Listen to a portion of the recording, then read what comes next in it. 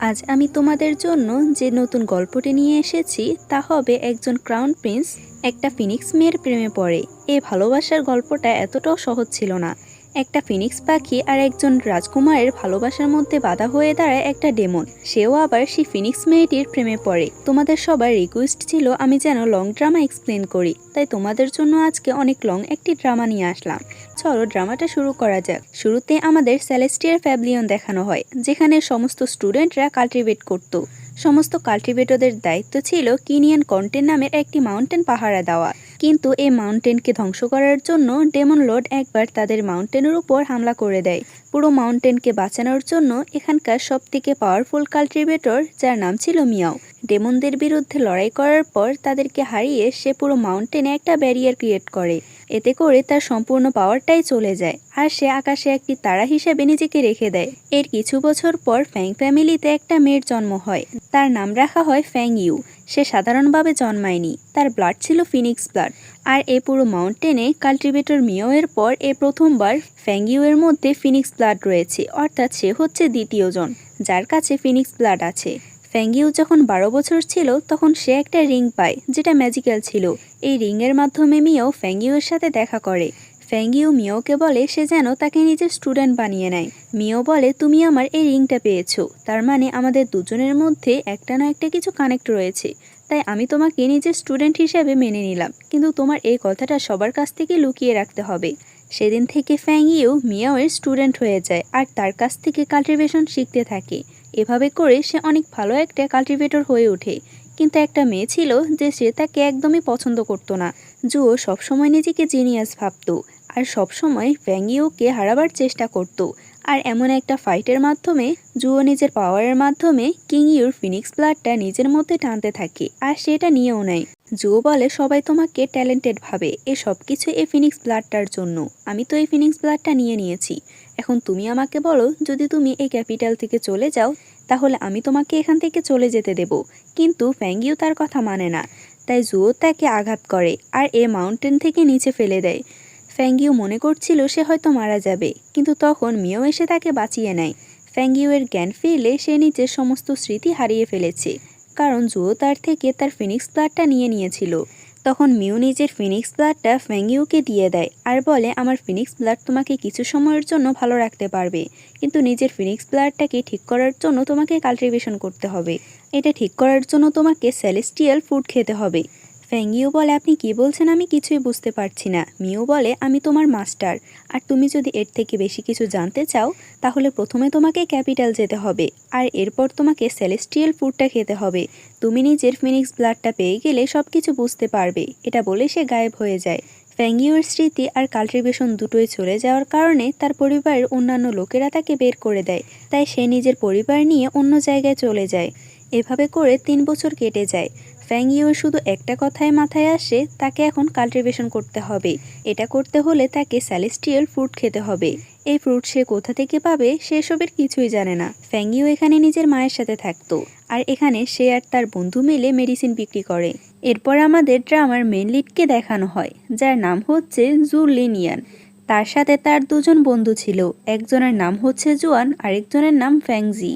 তারা 3 জনে মিলে ডেমনদের সাথে লড়াই করছিল। তখন আমরা সেখানে একটি বড় পাখিকে দেখতে পাই, যে পাখিটা সেলেস্টিয়াল ফুড রক্ষা করত। ফ্যাংইউর জন্য যে লোকটা মেডিসিন বানাতো সে এরপর তার কাছে আসে আর তাকে সেলেস্টিয়াল ফুডের কথা জিজ্ঞেস করে। সে বলে আমি তোমাকে আগেও বলেছি এটা ছাড়া আমি তোমার হেল্প করতে পারবো না। শহরের পাশে একটা ঘন জঙ্গল আছে, অনেকগুলো কাল্টিভেটর এই ফলটা নেওয়ার জন্য আসবে। তুমি যদি শহরে গিয়ে তাদের গ্রুপে জয়েন হও তাহলে হয়তো তাদের থেকে তুমি কোনো হেল্প পেতে পারবে, কিন্তু আমার মনে হয় না তুমি বেশি দিন টিকতে পারবে, কারণ তুমি অনেক উইক। ফ্যাংইউ ঘুমানোর সময় সে মিউকে স্বপ্ন দেখতে পায়। মিউ বলে এই সেলেস্টিয়াল ফ্রুটটা 60 বছরে একবার আসে, তাই তোমার যে করে হোক এই ফ্রুটটা এবারে নিতে হবে। পরদিন সে তার ফ্রেন্ডকে বলে সে ইউনলি টাওয়ার যাবে, যে টাওয়ারের মধ্যে সে কাল্টিভেটরগুলো থাকবে, আমিও তাদের সাথে জয়েন করব। সেখানে আমি আমার পরিচয়টা লুকিয়ে রাখতে চাই, আমি চাই না ফ্যাং ফ্যামিলির কেউ আমাকে চিনতে পারুক। এর পরদিন আমরা তাদের দুজনকে দেখি, তারা এমনভাবে সাজগোজ করেছে তাদের লুকটাই পুরো চেঞ্জ হয়ে যায়। তারা দুজনে ইউনলি টাওয়ারে চলে এসেছে। এখানে কিছু মেয়ের কথা শুনে তার বন্ধু বলে, তুমি হয়তো এই বিষয়টা ভুলে গিয়েছো, তোমার আর প্রিন্স জুনলিনের এঙ্গেজমেন্ট অনেক আগে ঠিক করা হয়েছে, কিন্তু তুমি তোমার স্মৃতি ভুলে যাওয়ার কারণে তারা আমাদেরকে ওখান থেকে বের করে দিয়েছে। ফ্যাংইউ বলে, সে যদি আমার সাথে এঙ্গেজমেন্ট ক্যান্সেল করতে পারে তাহলে অবশ্যই সে একজন ভালো প্রিন্স নয়। তারা যেখানে ছিল সে ঘরটা পুরো কাঁপতে থাকে। প্রত্যেকে নিজেদের যান বাঁচানোর জন্য বাহিরে বের হয়ে আসে। ফ্যাংইউ বাহিরে আসার পর সে ওই বড় পাখিটাকে দেখতে পায় আর ভয় পেয়ে ওখান থেকে পালানোর চেষ্টা করে। তখন সেখানে জুও আর তার ছোট বোন মিলে সে পাখিটার সাথে লড়াই করার চেষ্টা করে যাতে সে সাধারণ মানুষের কোনো ক্ষতি করতে না পারে। কিন্তু সে পাখিটা এদের দুজনকে রেখে হঠাৎ করে ফ্যাংইউর উপর অ্যাটাক করতে আসে, কিন্তু তার আগে জুনলিন তাকে বাঁচিয়ে নেয়। জুনলিন তার হাত দেয় তার তলোয়ার দেওয়ার জন্য, কিন্তু ফ্যাংইউ ভাবে সে হয়তো তার হাত দেওয়ার কথা বলছে। ফ্যাংইউ লজ্জা পেয়ে তার হাত তার দিকে দেয়। যখন জুনলিন দেখতে পায় এটা কার হাত, তখন সে অনেক রাগে দৃষ্টিতে তাকায় আর তার হাত ছেড়ে নিজের তলোয়ার উঠিয়ে নেয়। তাকে সাহায্য করার জন্য জুও আর তার ছোট বোন আসে, কিন্তু এই পাখিটাকে হারানো এতটাও সহজ ছিল না। জুনলিন তখন নিজের পাওয়ার ইউজ করে সে পাখিটাকে কিছুক্ষণের জন্য থামিয়ে রাখে, কিন্তু তাতেও কোনো লাভ হয় না। এই পাখিটা এখানে পড়ার পর ফ্যাংইউর দিকে আসতে থাকে আর একটা সময় তাকে উঠিয়ে নিয়ে ওখান থেকে চলে যায়। ফ্যাংইউ এটা দেখে অনেক বেশি ভয় পায় আর জুনলিন তখন তাকে বাঁচানোর জন্য সেখান থেকে চলে যায়। ফ্যাংইউকে এভাবে উড়িয়ে নিয়ে যাচ্ছে দেখে সে ভাবতে থাকে, তার হাতে মরার থেকে তো আমি নিজে নিজে মরাই অনেক ভালো। তাই সে সেখান থেকে লাফ দেয়, কিন্তু সে নিচে পড়ার বদলেও একটা পাহাড়ের উপর পড়ে আর সে পাখিটা তার উপর অ্যাটাক করতেই আসবে তার আগে জুনলিন তাদের মাঝখানে চলে আসে। প্রিন্সকে দেখে ফ্যাংইউ তার পেছনে লুকিয়ে পড়ে। সে পাখিটা যখন তাদের দিকে ধীরে ধীরে আসছিল তখন ফ্যাংইউ ধীরে ধীরে পেছনে যেতে থাকে, কিন্তু সে বুঝতে পারে না সে কখন পাহাড়ের কিনারায় চলে এসেছে। ফ্যাংইউ পাহাড় থেকে নিচে পড়ে গেলে জুনলিনও তাকে বাঁচানোর জন্য লাফ দেয়। জুনলিন তাকে ধরে তো ফেলে ঠিকই, কিন্তু তারা দুজনে পানিতে পড়ে যায়। ফ্যাংইউ পানির উপরে উঠতে পারলেও সে প্রিন্সকে কোথাও দেখতে পায় না। অন্যদিকে জুনলিন পানির নিচে ডুবে যাচ্ছিল। আসলে তার পাওয়ার উপরে কাজ করলেও পানির নিচে কাজ করে না। এরপর আমরা ডেমনদের প্রিন্সকে দেখি, যার নাম হচ্ছে ইউমিং। ফ্যাংইউ অনেক কষ্ট করে প্রিন্সকে পানির উপরে উঠিয়ে আনে, কিন্তু সে যত চেষ্টাই করুক না কেন তার হুঁশ ফিরাতে পারে না। তার মাথায় তখন আইডিয়া আসে সে তাকে শ্বাস দিয়ে তার জ্ঞান ফিরাতে পারে, কিন্তু যখনই তার ক্লোজ হয় তখনই মনে মনে বলতে থাকে, আমি মানলাম প্রিন্স অনেক হ্যান্ডসাম, কিন্তু আমার এটা করা একদমই উচিত নয়। ফ্যাংইউ কোনো রকম চেষ্টা করে জুনলিনের জ্ঞান ফিরাতে পারে। অন্যদিকে আমরা ডেমনদের রাজাকে দেখি, যে নিজের ছেলেকে বলছিল সেলেস্টিয়াল ফুডটা পেকে গেছে, আমরা যতজন লোককে সেখানে পাঠিয়েছি না কেন সেই পাখিটা তাদেরকে আহত করে ফেলেছে, তাই আমি চাই তুমি এ কাজটা করো। সে বলে ওখানে শুধুমাত্র একজনই আছে, জুনবুক ল্যানের প্রিন্স। জুনলিনের সাথে লড়াই করে আমি তাকে খুব সহজে হারিয়ে দিতে পারবো। অন্যদিকে জুনলিন জ্ঞান ফেরার পর শুধুমাত্র ফ্যাংইউকে দেখিয়ে যাচ্ছিল। সে বলে তুমি আমার দিকে তাকিয়ে কেন আছো? জুনলিন বলে, আমি শুধু একটা জিনিসই ভাবছি, তোমার চোখগুলো অনেক সুন্দর, কিন্তু এতটা বাজে চেহারার মধ্যে তোমার এতটা সুন্দর চোখ কোত্থেকে এলো? এটা শুনে ফ্যাংইউ রেগে বলে, তুমি আমাকে এভাবে কেন বলছো? তুমি তো একজন প্রিন্স, তোমার তো আরো সুন্দর করে সবার সাথে কথা বলা দরকার, আমি তোমার সাথে যাব না। সে চলে যেতে চাইলে জুনলিন তাকে আটকায় আর বলে, আমরা এখন ফরজেন ফরেস্টে আছি, তুমি আমার সাথে আসো, না হলে এখানে হারিয়ে যেতে পারবে, আর সাধারণ মানুষরা এখান থেকে যেতে পারে না। এটা শুনে সে বুঝতে পারে তার মানে এই জঙ্গলটাতে আমাকে থাকতে হবে। সে না চাইতেও তখন প্রিন্সের পিছু পিছু যেতে থাকে। তারা হাঁটতে হাঁটতে কিছু মৌমাছি দেখতে পায়। এই মৌমাছিগুলো সাধারণ ছিল না, তারা মানুষদের রক্ত খেত। এটা শুনে ফ্যাংইউ জুলিনের কাপড়ের মধ্যে লুকিয়ে পড়ে। এটা দেখে জুলিন ভাবে সে একটা সাধারণ মানুষ হয়েও সাধারণ এই মৌমাছিগুলোর থেকেও নাকি বাঁচতে পারবে না। এটা বলে সে তাকে কিছু পাওয়ার দেয় আর সেখান থেকে চলে যায়।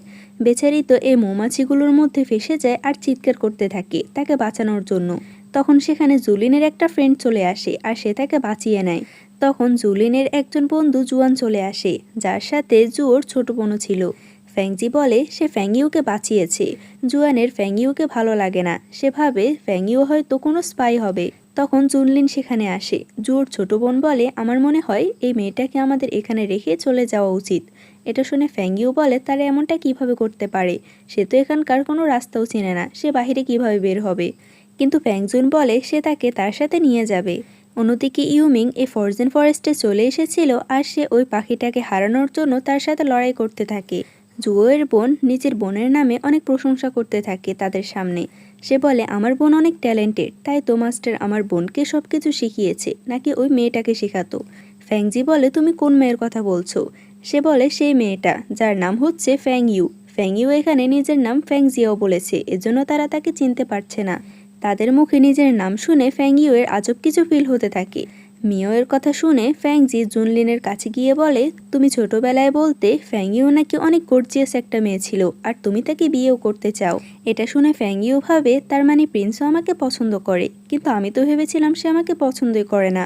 জুনলিন ছোটবেলার কথা ভাবতে থাকে যেখানে ফ্যাং জিও ফ্যাংকে পছন্দ করত, কিন্তু জুনলিন ফ্যাংজিকে বলে ফ্যাং ইউ শুধুমাত্র আমাকে ভালোবাসে আর সে আমাকে বিয়ে করবে।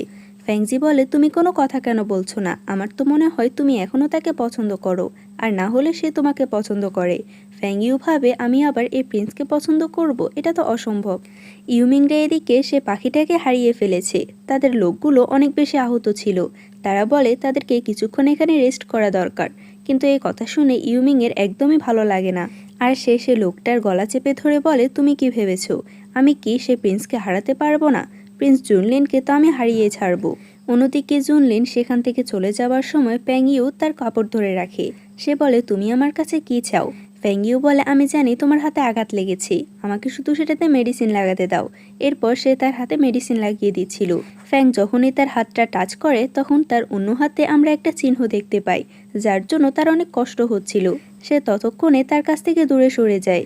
জুনলিনের ফ্রেন্ডরা ওখানে চলে আসে আর তাকে বলে তার সাথে কি হয়েছে। জুনলিন বলে, এই মেয়েটাকে আমার কাছ থেকে দূরে নিয়ে যাও আর সে যেন আমার সামনে না আসে। সে ওখান থেকে চলে আসে আর তার বুকে অনেক ব্যথা হতে থাকে।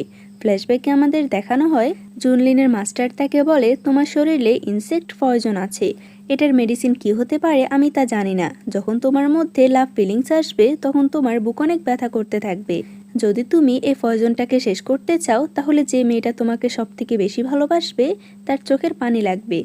বর্তমানে জুনলিন ভাবে তার মানে কি এটাই হচ্ছে সেই মেয়ে, কিন্তু আমি তো তাকে একদমই পছন্দ করি না, আমার এমন কোনো ফিলিংস আসার কথা নয়। সে তখন সে ফ্রুটটা নেওয়ার জন্য বেরিয়ে পড়ে আর আমরা ইউমিংকে দেখি সেও বুঝতে পেরেছে কেউ একজন সে পাখিটার কাছে গিয়েছে সেলেস্টিয়াল ফ্রুটটা নেওয়ার জন্য। সে ওখানে যেতে চায় কিন্তু সে আহত হওয়ার কারণে ওখানে পড়ে যায়। সে নিজের লোকেদেরকে আগে পাঠিয়ে দেয়। আসলে সে তো কোনো আহত ছিল না, সে এটা অ্যাক্টিং করছে, কারণ সে বুঝতে পেরেছিল জুনলিন তার কাছে আসছে। ইউমিং চাইছিল সে জুনলিনের সাথে একা লড়াই করবে, কিন্তু জুনলিন এখানে আসে আর তাকে কোনো সুযোগ না দিয়ে একটা মেডিসিন খাইয়ে দেয় আর বলে, তুমি এখন 12 ঘন্টার জন্য নিজের কোনো পাওয়ার ইউজ করতে পারবে না।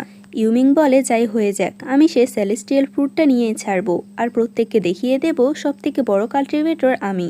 এটা শুনে তার একটুও ভালো লাগে না আর ইউমিংকে উল্টো ঝুলিয়ে দিয়ে সে ওখান থেকে চলে যায়। জুনলিনের কাজের মধ্যে গন্ডগোল বাজাতে তখন আবার ফ্যাং ইউ চলে আসে আর সে ইউমিংকে এভাবে বাধা অবস্থা দেখে তার একটু দয়া হয় আর সে রশিটা খুলে দেয়।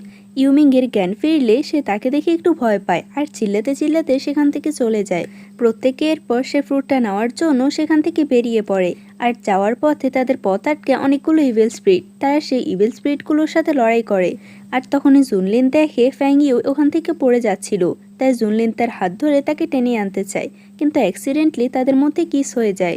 তাদের দুজনের জন্য সিচুয়েশনটা অনেক বেশি অকওয়ার্ড হয়ে যায়, কিন্তু ফ্যাং ইউ বলে, আমার মনে হয় আমাদের কথা বলা উচিত। তুমি এই সেলেস্টিয়াল ফ্রুটটা কেন নিতে চাও? তুমি একজন প্রিন্স আর তোমার কাছে পাওয়ার দুটোই আছে, আমার তো মনে হয় এটা নেওয়ার জন্য তোমাকে রাজা পাঠিয়েছে। জুনলিন বলে, তুমি তোমার মুখটাই কিছুক্ষণের জন্য বন্ধ করো, তুমি বলো তুমি এই সেলেস্টিয়াল ফ্রুটটা কেন নিতে চাও।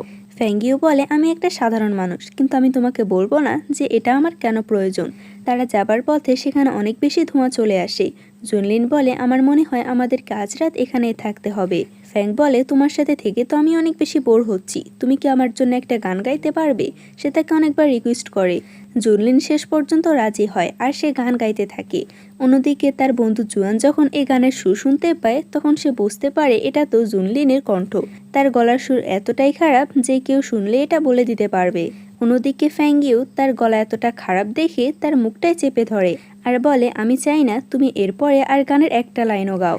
সে তখন তার পেছনে একটা ডেমন দেখতে পায়। ভয়ে সে তখন তার কাপড়ের ভিতর আবার লুকিয়ে পড়ে। জুনলিন বলে, তুমি কখনোই তার চোখের দিকে তাকাবে না, না হলে সে তোমাকে পজেস্ট করে নেবে। কিন্তু সেই ডেমনটা যখনই তার দিকে এগিয়ে আসতে চেয়েছিল তখন জুনলিন তাকে বাঁচাতে সামনে চলে আসে আর উল্টো সে নিজেই ডেমনের হাতে পজেস্ট হয়ে যায়। তাই সে সেখানে অজ্ঞান হয়ে পড়ে আর এদিকে ফ্যাং ইউ ভয়ে এক কোণে লুকিয়ে পড়ে।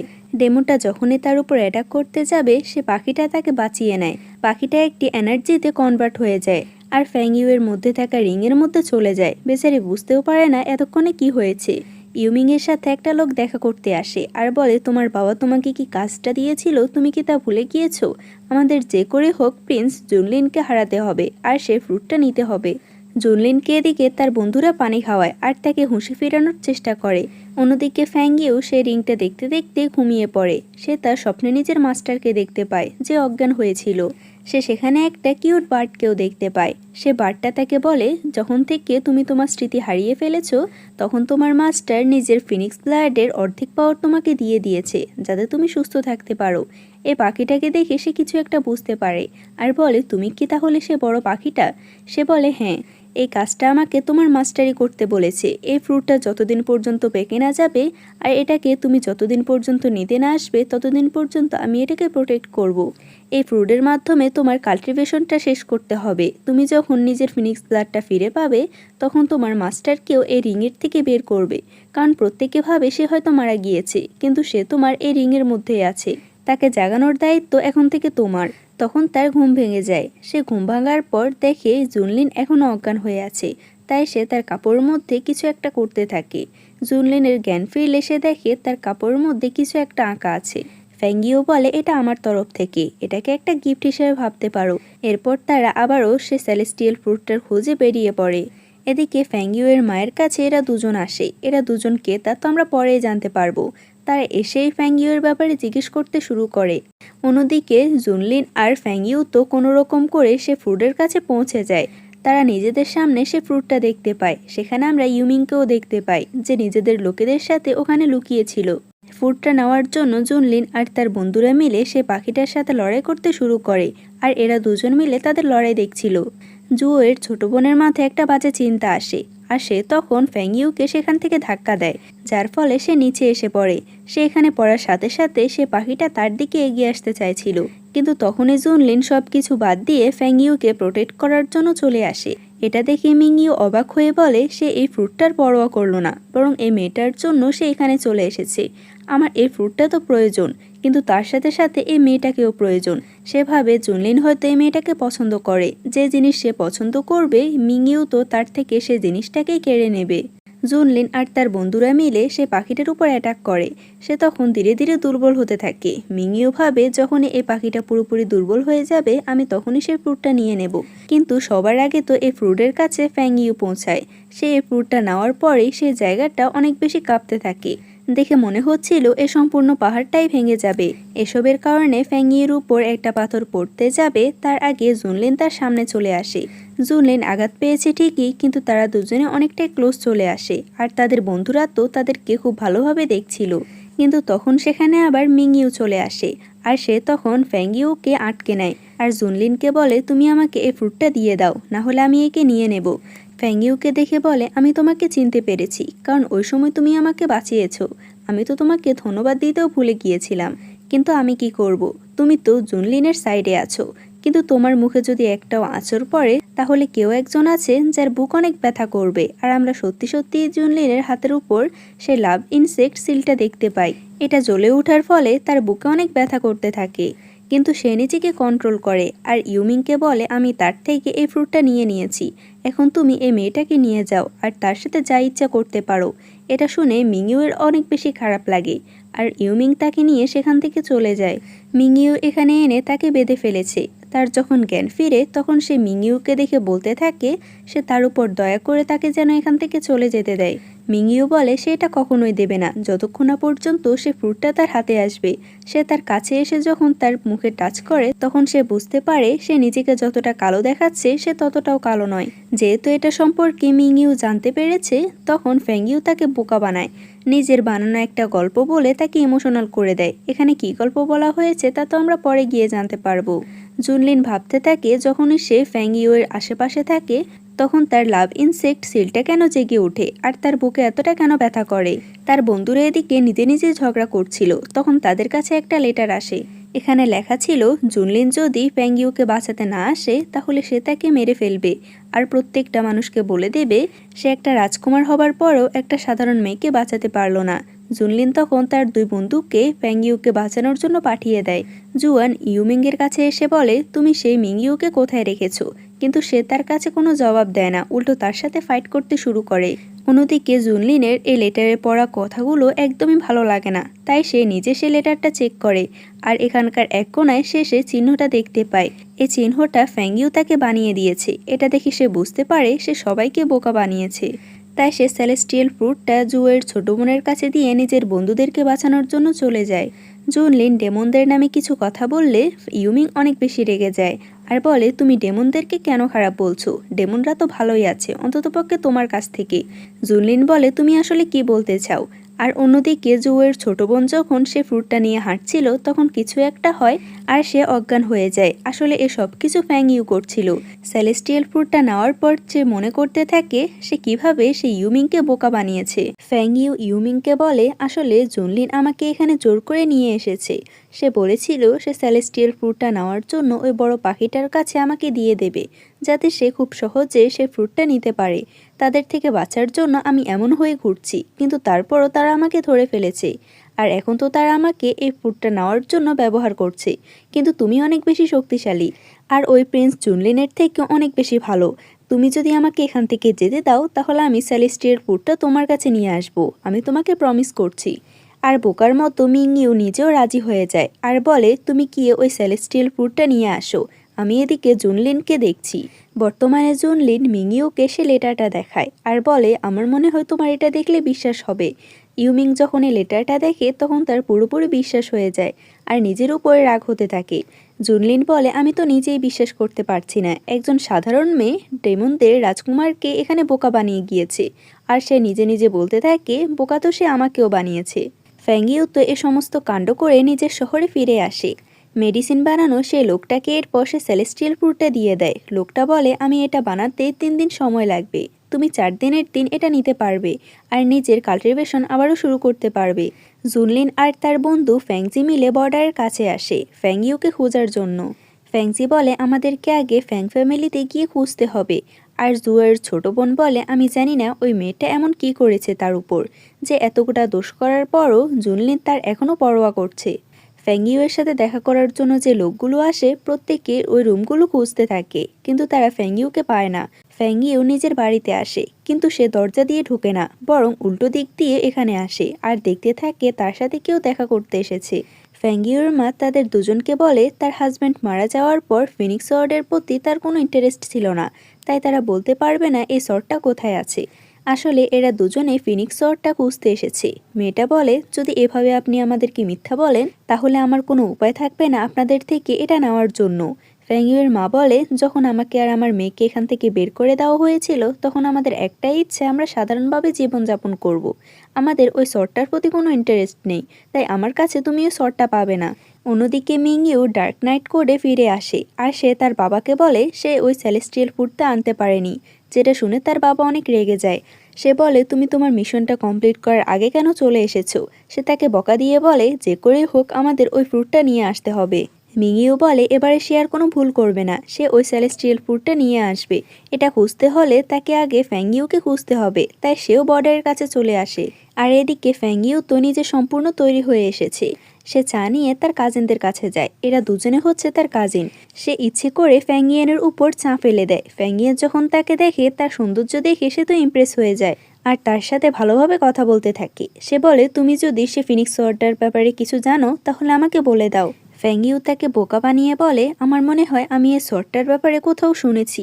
সে কিছুক্ষণ ভেবে বলে, আমার মনে পড়েছে, আমাদের এই পুরনো বাড়িটাতে যে গার্ডেনটা আছে সেখানে একটা ফুল গাছের নিচে, কিন্তু আমি জানি না সে শর্টটা কোন ফুল গাছের নিচে হতে পারে। মিংইউ এখানকার হেডের যে ছেলে ছিল তার সাথে দেখা করে। এই ছেলেটা তো আরও বেশি বোকা ছিল। সে তাকে ফ্যাংইউয়ের ছবি দেখিয়ে বলে এই মেয়েটাকে খুঁজে দেওয়ার জন্য, কিন্তু আমার মনে হচ্ছে না কেউই ফ্যাংইউয়ের এই ছবিটা দেখলে তাকে চিনতে পারবে। এই ছেলেটার নাম হচ্ছে বাই। বাই বলে, এই ছবিটাতে তো অনেক বেশি কুৎসিত দেখাচ্ছে এই মেয়েটাকে, আমার মনে হয় আমি এই মেয়েটাকে কখনোই দেখিনি। অন্যদিকে জুনলিনও এখানে পৌঁছে গিয়েছে আর সে তখন বাইয়ের বাবার সাথে দেখা করে। তাকে বলে সে যেহেতু এখানে অনেক বছর ধরে আছে তাই সে হয়তো এ ছবির মেয়েটাকে চিনতে পারবে। মজার ব্যাপার হচ্ছে এরাও কিন্তু ফ্যাংইউয়ের আসল চেহারা বানাতে পারেনি। বাইয়ের বাবাও ফ্যাংইউকে চিনতে পারে না। অন্যদিকে ফ্যাংইউ ভাবতে থাকে তার কাজিনরা এখানে কেন এসেছে। এদিকে ফ্যাংইয়ান ওই তলোয়ারটা খোঁজার জন্য গার্ডেনে যতগুলো ফুল গাছ ছিল সবগুলোই উঠিয়ে ফেলেছে, কিন্তু সে শটটা কোথাও পায় না। সে ফ্যাংইউকে জিজ্ঞেস করে সে কি শিওর যে এখানে ওই শটটা আছে। ফ্যাংইউ বলে আমার তো মনে আছে, কিন্তু আমার মনে হয় না এখানে পাবে তুমি, কারণ এখানকার ইনচার্জ আমাকে একটা কবিতা বলেছিল।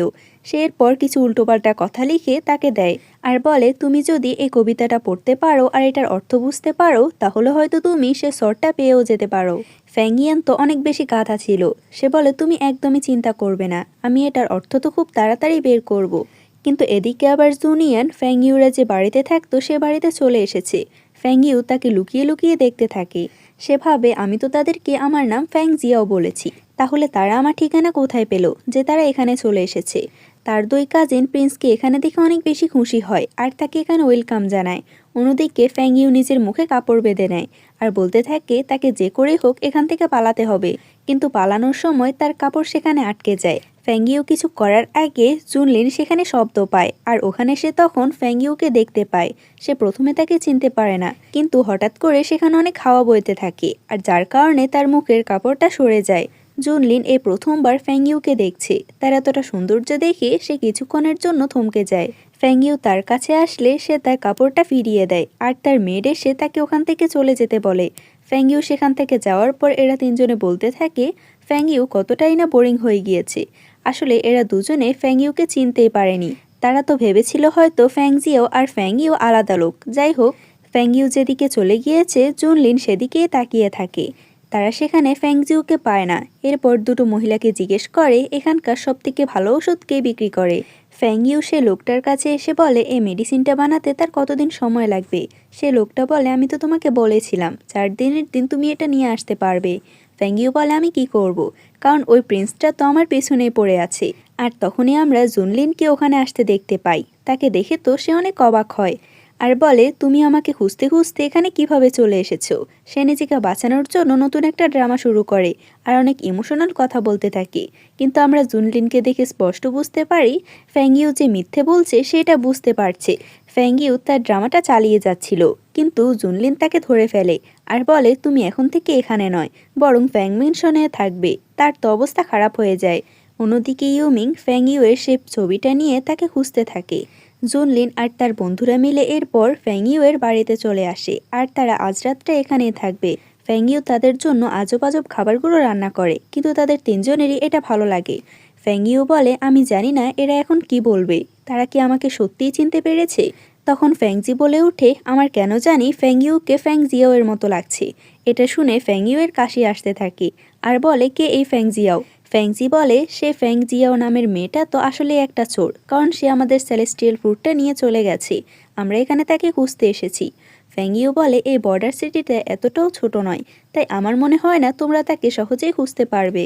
ফ্যাংজি জুয়ানের কাছে গিয়ে বলে তোমার কি মনে হচ্ছে না জুনলিনের আচরণটা একটু অন্যরকম লাগছে, কারণ সে এখানে সেলেস্টিয়াল ফ্রুট নিতে এসেছে, কোনো কিছু না পেলে সে তো অনেক রেগে যায়। এখানে ফ্যাংজিওকে না পাওয়ার পরও সে কোনোভাবে রিয়েক্ট করছে না। জুয়ান বলে আমার মনে হয় তোমার এসব বিষয় নিয়ে বেশি ভাবা উচিত নয়, তুমি নিজের কাজ নিজেই করো। রাতের বেলা জুনলিন ঘুমানোর সময় ফ্যাংইউয়ের কথা ভাবছিল আর তখনই হঠাৎ করে তার বুকে ব্যথা শুরু হয়। পরদিন সকালে আমরা ইউমিংকে দেখি যে ওই লোকটার কাছে পৌঁছে গিয়েছে আর তাকে অনেক টর্চার করার পর বলে সে সেলেস্টিয়াল ফ্রুটটা আর ওই মেয়েটা কোথায় আছে।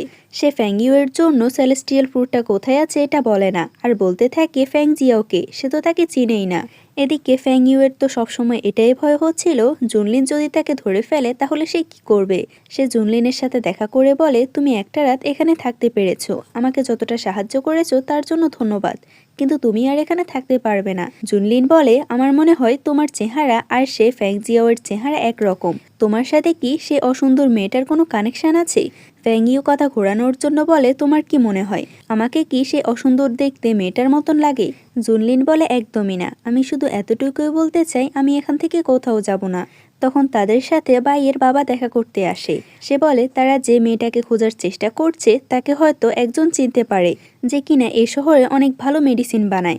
জুনলিন বলে সে কি বাউয়ের কথা বলছিল যে কিনা এই শহরে অনেক ভালো মেডিসিন বানায়। বাইয়ের বাবা বলে হ্যাঁ, কারণ আমি খোঁজ নিয়ে দেখেছি কিছু লোক সেই মেয়েটাকে বাউয়ের মেডিসিন শপে যেতে দেখেছে। এটা শুনে বেচারি ফ্যাংইউ একটু টেনশনে পড়ে যায় সে এখন কি করবে।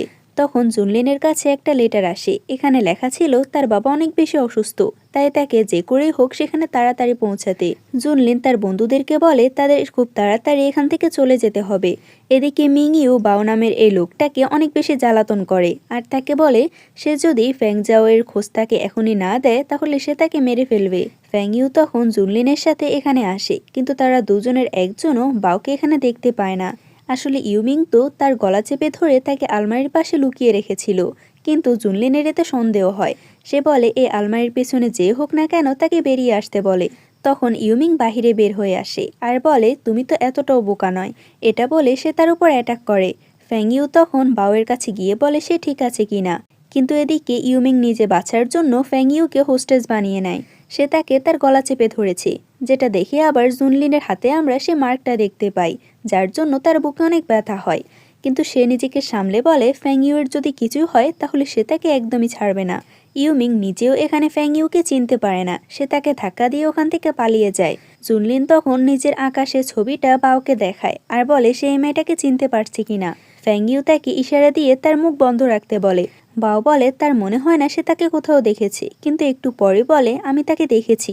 জুনলিন তার ব্যাপারে জিজ্ঞেস করলে বাও তো নিজের মতো করে একটা উল্টোপাল্টা গল্প শুনিয়ে দেয়। এটা শুনে আবার ফ্যাংইউ খুশি হয়, কারণ জুনলিন এখন তাকে সন্দেহ করবে না। অন্যদিকে জুয়োর বোন জুয়োকে বলে সে ফ্যাংইউকে দেখেছে। জুনলিনও কেমনভাবে তার দিকে তাকিয়েছিল, আমার তো মনে হয় সে তাকে পছন্দ করে। জুয়ো বলে ৩ বছর হয়ে গিয়েছে কিন্তু সে এখনও বদলায়নি, খুব তাড়াতাড়ি আমার ফ্যাংইউয়ের সাথে দেখা করতে হবে। বাওয়ের এসব উল্টোপাল্টা কথাতে তো আবার ফ্যাংজি বিশ্বাস করে নেয়, কিন্তু জুনলিন বলে এই বুড়োটা যা বলছে তা তো পুরোটাই মিথ্যে। কিন্তু আমি আর তার থেকে একটা কথাও শুনতে চাই না। সে যখন চলে যেতে নিচ্ছিল তখন আবারও ফ্যাংইউকে দেখতে পায়, আর ফ্যাংইউকে দেখতে এসে তার কাছে গিয়ে তার কপালে ৩বার টোকা দেয়। এটা কেন দিয়েছে আমি তো নিজেই জানি না, কিন্তু সে যখন বাইরে যায় তখন আবারও সে লাভ ইনসেক্টের কারণে তার বুকে অনেক ব্যথা হতে থাকে। এটা দেখে ফ্যাংইউ ভাবছিল তার বুকে এমন বারবার ব্যথা হয় কেন, সে এর আগেও এমনটা দেখেছে। ফ্যাংইউ তাকে ঠিক করতে চায়, তাই সে তার কাছে গিয়ে বলে তার হঠাৎ করে কেন বুকে ব্যথা হয়। জুনলিন বলে এটার নাম হচ্ছে লাভ ইনসেক্ট। এটা শুনে আবার ফ্যাংইউ অনেক বেশি অবাক হয়, কিন্তু তার অবাক হওয়ার কারণ আমরা জানি না। এরপর সে জুনলিনের জন্য মেডিসিন বানাচ্ছিল আর বলছিল বেচারা প্রিন্স ছোট থেকে কতটা কষ্ট সহ্য করে আছে। কিন্তু তখন তার নজর যায় ইউমিং এর দিকে, যে তার রুমেই বসেছিল। তাকে দেখে সে ভয় পেয়ে বলে তুমি এখানে কি করছো। ইউমিং বলে আমি যেখানে ইচ্ছা যেতে পারি, কিন্তু তুমি কি আমাকে বলতে পারো যে জুনলিন ওই মেয়েটাকে পেয়ে গিয়েছে কিনা। ইউমিং বলে আমি শুনেছি সে মেয়েটা নাকি চোর, সে সেলেস্টিয়াল ফ্রুটটা নিয়ে গিয়েছে, তার উপরে সে দেখতেও নাকি অনেক অসুন্দর, তাহলে তুমি তাকে কেন খুঁজছো। ইউমিং বলে তুমি তার ব্যাপারে একটাও খারাপ কথা বলবে না, কারণ সে মেয়েটা আমার জীবন বাঁচিয়েছে। ফ্যাংইউ তাকে আবারও বোকা বানানোর জন্য বলে আমি তোমাকে বলে দিচ্ছি সে কোথায়। জুনলিন সে ফ্যাংজুয়ান নামের মেয়েটাকে খুঁজে পেয়েছে, সে তাকে জিজ্ঞাসাবাদের জন্য নিয়ে যাচ্ছিল, তাই আমার মনে হয় তোমার তার পিছু করা উচিত। এটা শুনে ইউমিং এক মুহূর্ত দেরি না করে সেখান থেকে চলে যায়, আর তখন তার একটা টোকেন নিচে পড়ে যায়। অন্যদিকে জুনলিন এখনও ফ্যাংজুয়ান মেয়েটার কথাই ভাবছিল। সে বলে আমি জানি না ইউমিং কেন এ বর্ডার সিটিতে এসেছে, সেও কি ফ্যাংজুয়ানকে খুঁজতে এসেছে। তার তখন মনে পড়ে সে যখন প্রথমবার ফ্যাংইউয়ের গলা চেপে ধরেছে তখন সে বলেছিল আমার মনে হয় আমি তোমাকে কোথাও দেখেছি, তোমার চেহারা অনেকটাই ফ্যাংজিওয়ের মতো লাগছে। এটা ভেবে জুনলিন ভাবতে থাকে আসলেই কি সে মেয়েটা ফ্যাংইউ। ফ্যাংইউয়ের উপর জুনলিনের সন্দেহ হওয়ায় সে এরপর তার সাথে একা কথা বলতে আসে আর বলে আমার মনে হয় আমাদের এখন বাওয়ের কাছে যাওয়া উচিত, কারণ আমাকে ফ্যাংজিওয়ের খোঁজ নিতে হবে।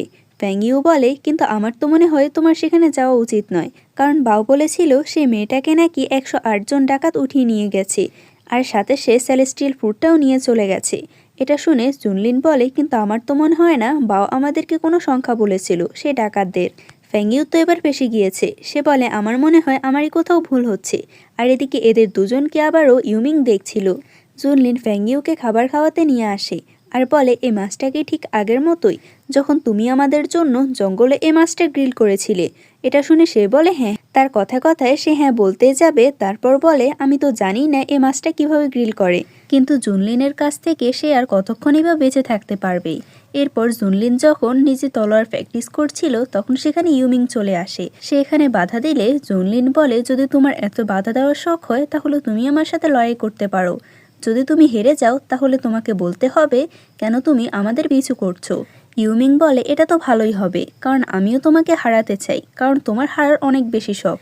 তাদের এখানে লড়াই শুরু হওয়ার আগে আমরা ফ্যাংইউর কাজিনকে দেখি, যে কিনা ফ্যাংইউকে অনেক আঘাত করছে, আর সে বলছিল ফ্যাংইউর কারণে নাকি তার আঘাত লেগেছে। ফ্যাংইউকে আঘাত করার পর যখনই তার মুখ থেকে অনেক ব্লাড বের হয়, তখনই জুনলিনের বুকে অনেক ব্যথা হতে থাকে। তার এখানে মনোযোগ ছিল না দেখে ইউমিং রেগে যায় আর বলে, যদি তুমি মনোযোগ দিয়ে ফাইটিং নাই করতে পারো তাহলে এটা শুরু কেন করলে। এটা বলে সে ওখান থেকে চলে যায়। কিন্তু ওদিকে আমরা ফ্যাংলিউকে দেখি। ফ্যাংলিয়ান এদিকে ফ্যাংইউকে মারতে আসে। ফ্যাংইউয়ের মা এসে বলে, তুমি তো এবারে সীমাটাই পার করে ফেলেছো। ফ্যাংইউ বলে, তোমাদের এখানে থাকার অনুমতি কে দিয়েছে? শুরু থেকে আসার পর তুমি একটা না একটা কিছু ঝামেলা করে যাচ্ছ। আমি চাই তুমি এখান থেকে চলে যাও। এটা শুনে ফ্যাংলিউর অনেক বেশি রেগে যায় আর বলে, তোমার সাহস কিভাবে হয় আমাকে এভাবে বলার। এটা বলে সে এদিক ওদিক সবকিছু তছনছ করতে থাকে। এতেও তার মন ভরে না। সে ফ্যাংইউয়ের গলায় থাকা সে স্পিড রিংটা নিয়ে আগুনে ফেলে দেয়। এটা দেখে ফ্যাংইউ অনেক বেশি কষ্ট পায় আর সে রিংটা নেওয়ার জন্য ছুটে যায়, কিন্তু তার মা তাকে আটকে নিজে সে রিংটা নিয়ে আসে। সে রিংটা তো নিয়ে আসে, কিন্তু তার হাত অনেকটা পুড়ে গেছে। এসব কিছু ফ্যাংলিউ দাঁড়িয়ে দাঁড়িয়ে দেখছিল। আর অন্যদিকে তার মায়ের হাত জ্বলে গেছে দেখে তো ফ্যাংইউ অনেক বেশি রেগে যায়। আর এরপর সে তার দিকে এগিয়ে আসে। ফ্যাংলিউ তাকে তলোয়ার দিয়ে আঘাত করতে চায়, কিন্তু ফ্যাংইউ তার তলোয়ারটাই ধরে ফেলে, যার কারণে তার হাত কেটে রক্ত পড়তে থাকে। সেখানে আমরা একটা পাথর দেখতে পাই, যে পাথরের উপর ফ্যাংইউর রক্তগুলো পড়ছিল। এই পাথরটা ফ্যাংইউকে মিউ দিয়েছিল। পাথরের মধ্যে এই রক্তটা পড়তে সেটা উপরে উঠে যায়, আর আমরা তখন এর মধ্যে অনেক অদ্ভুত কিছু একটা দেখতে পাই। আর তখনই এই পাথরটা ফিনিক্স সর্ডে পরিবর্তন হয়। এটা দেখে প্রত্যেকে বলতে থাকে, তার মানে এটাতে ফিনিক্স সর্ড ছিল। ফিনিক্স সর্ডকে কেউ চুজ করতে পারে না, বরং এটাই নিজের মালিককে চুজ করে। আর এটাই এবার ফ্যাংইউকে চুজ করেছে। ফ্যাংইয়ান যখনই এই ফিনিক্স সর্ডটা দেখে তখন তো বেচারা অনেক অবাক হয়, কারণ সে একটা গার্ডেনের সমস্ত ফুলগুলো উঠিয়ে তার মাটির ভিতরে চেক করছিল ফিনিক্স সর্ডটা কোথায় আছে, কিন্তু সে বেচারা পায়নি। অন্যদিকে এই সর্ডটার কারণে ফ্যাংইউয়ের চোখ লাল হয়ে যায়। এটা দেখে আমরা বুঝতে পারি ফ্যাংইউ হয়তো একটা ফিনিক্সে পরিবর্তন হবে। কিন্তু ফিনিক্স সর্ডটা তার হাত থেকে ছুটে যাওয়ার কারণে ফ্যাংইউ নিচে পড়ে অজ্ঞান হয়ে যায়। তখন আমরা জুওকে এখানে আসতে দেখি, যে এতক্ষণ লুকিয়ে লুকিয়ে সব কিছু দেখছিল। সে এসে ফ্যাংলিয়ানকে বকা দিতে শুরু করে, যে সে কার অনুমতি নিয়ে তার সাথে এমন করেছিল। সে সবার সামনে ভালো হতে চাইছে এ কারণেই, কেননা সেখানে জুনলিয়ান আসছিল। ফ্যাংইউ নিজের রুমে শুয়েছিল, তখন জুনলিন তার সাথে দেখা করতে আসে আর তাকে একটা মেডিসিন খাইয়ে বলে, তোমার সাথে যা হয়েছে তার জন্য আমিই দায়ী। আমি যদি এখানে না থাকতাম হয়তো তোমার সাথে এমনটা হতো না। সে বাহিরে কারো আওয়াজ শুনে সেখানে যায়। সেখানে গিয়ে ইউমিংয়ের যে পড়ে থাকা টোকেনটা ছিল সেটা জুনলিন দেখতে পায়, আর এটা দেখে বুঝতে পারে এটা ইউমিংয়ের। সে বলে, আমি জানি না ইউমিং আমার কাছ থেকে আর কি কি লুকিয়ে রাখবে। এরপর আমরা জুনলিনের বাবাকে দেখি, যে সবাইকে বলছিল সে এখন রিটায়ার করতে চায়, এজন্য তারপরে এই রাজ্যের কাজ কে সামলাবে। প্রত্যেকে রানীর নাম চুজ করে। রানী এটাতে খুশি হলেও তখন জুনলিনের গ্র্যান্ডপা চলে আসে। তার নামও হচ্ছে ফ্যাং, এজন্য আমি তাকে এল্ডার ফ্যাং বলবো। এল্ডার ফ্যাং বলে, যদি সে এখন রিটায়ার করতে চায় তাহলে তার বদলে সে এই রাজ্যের দায়িত্ব সামলাবে।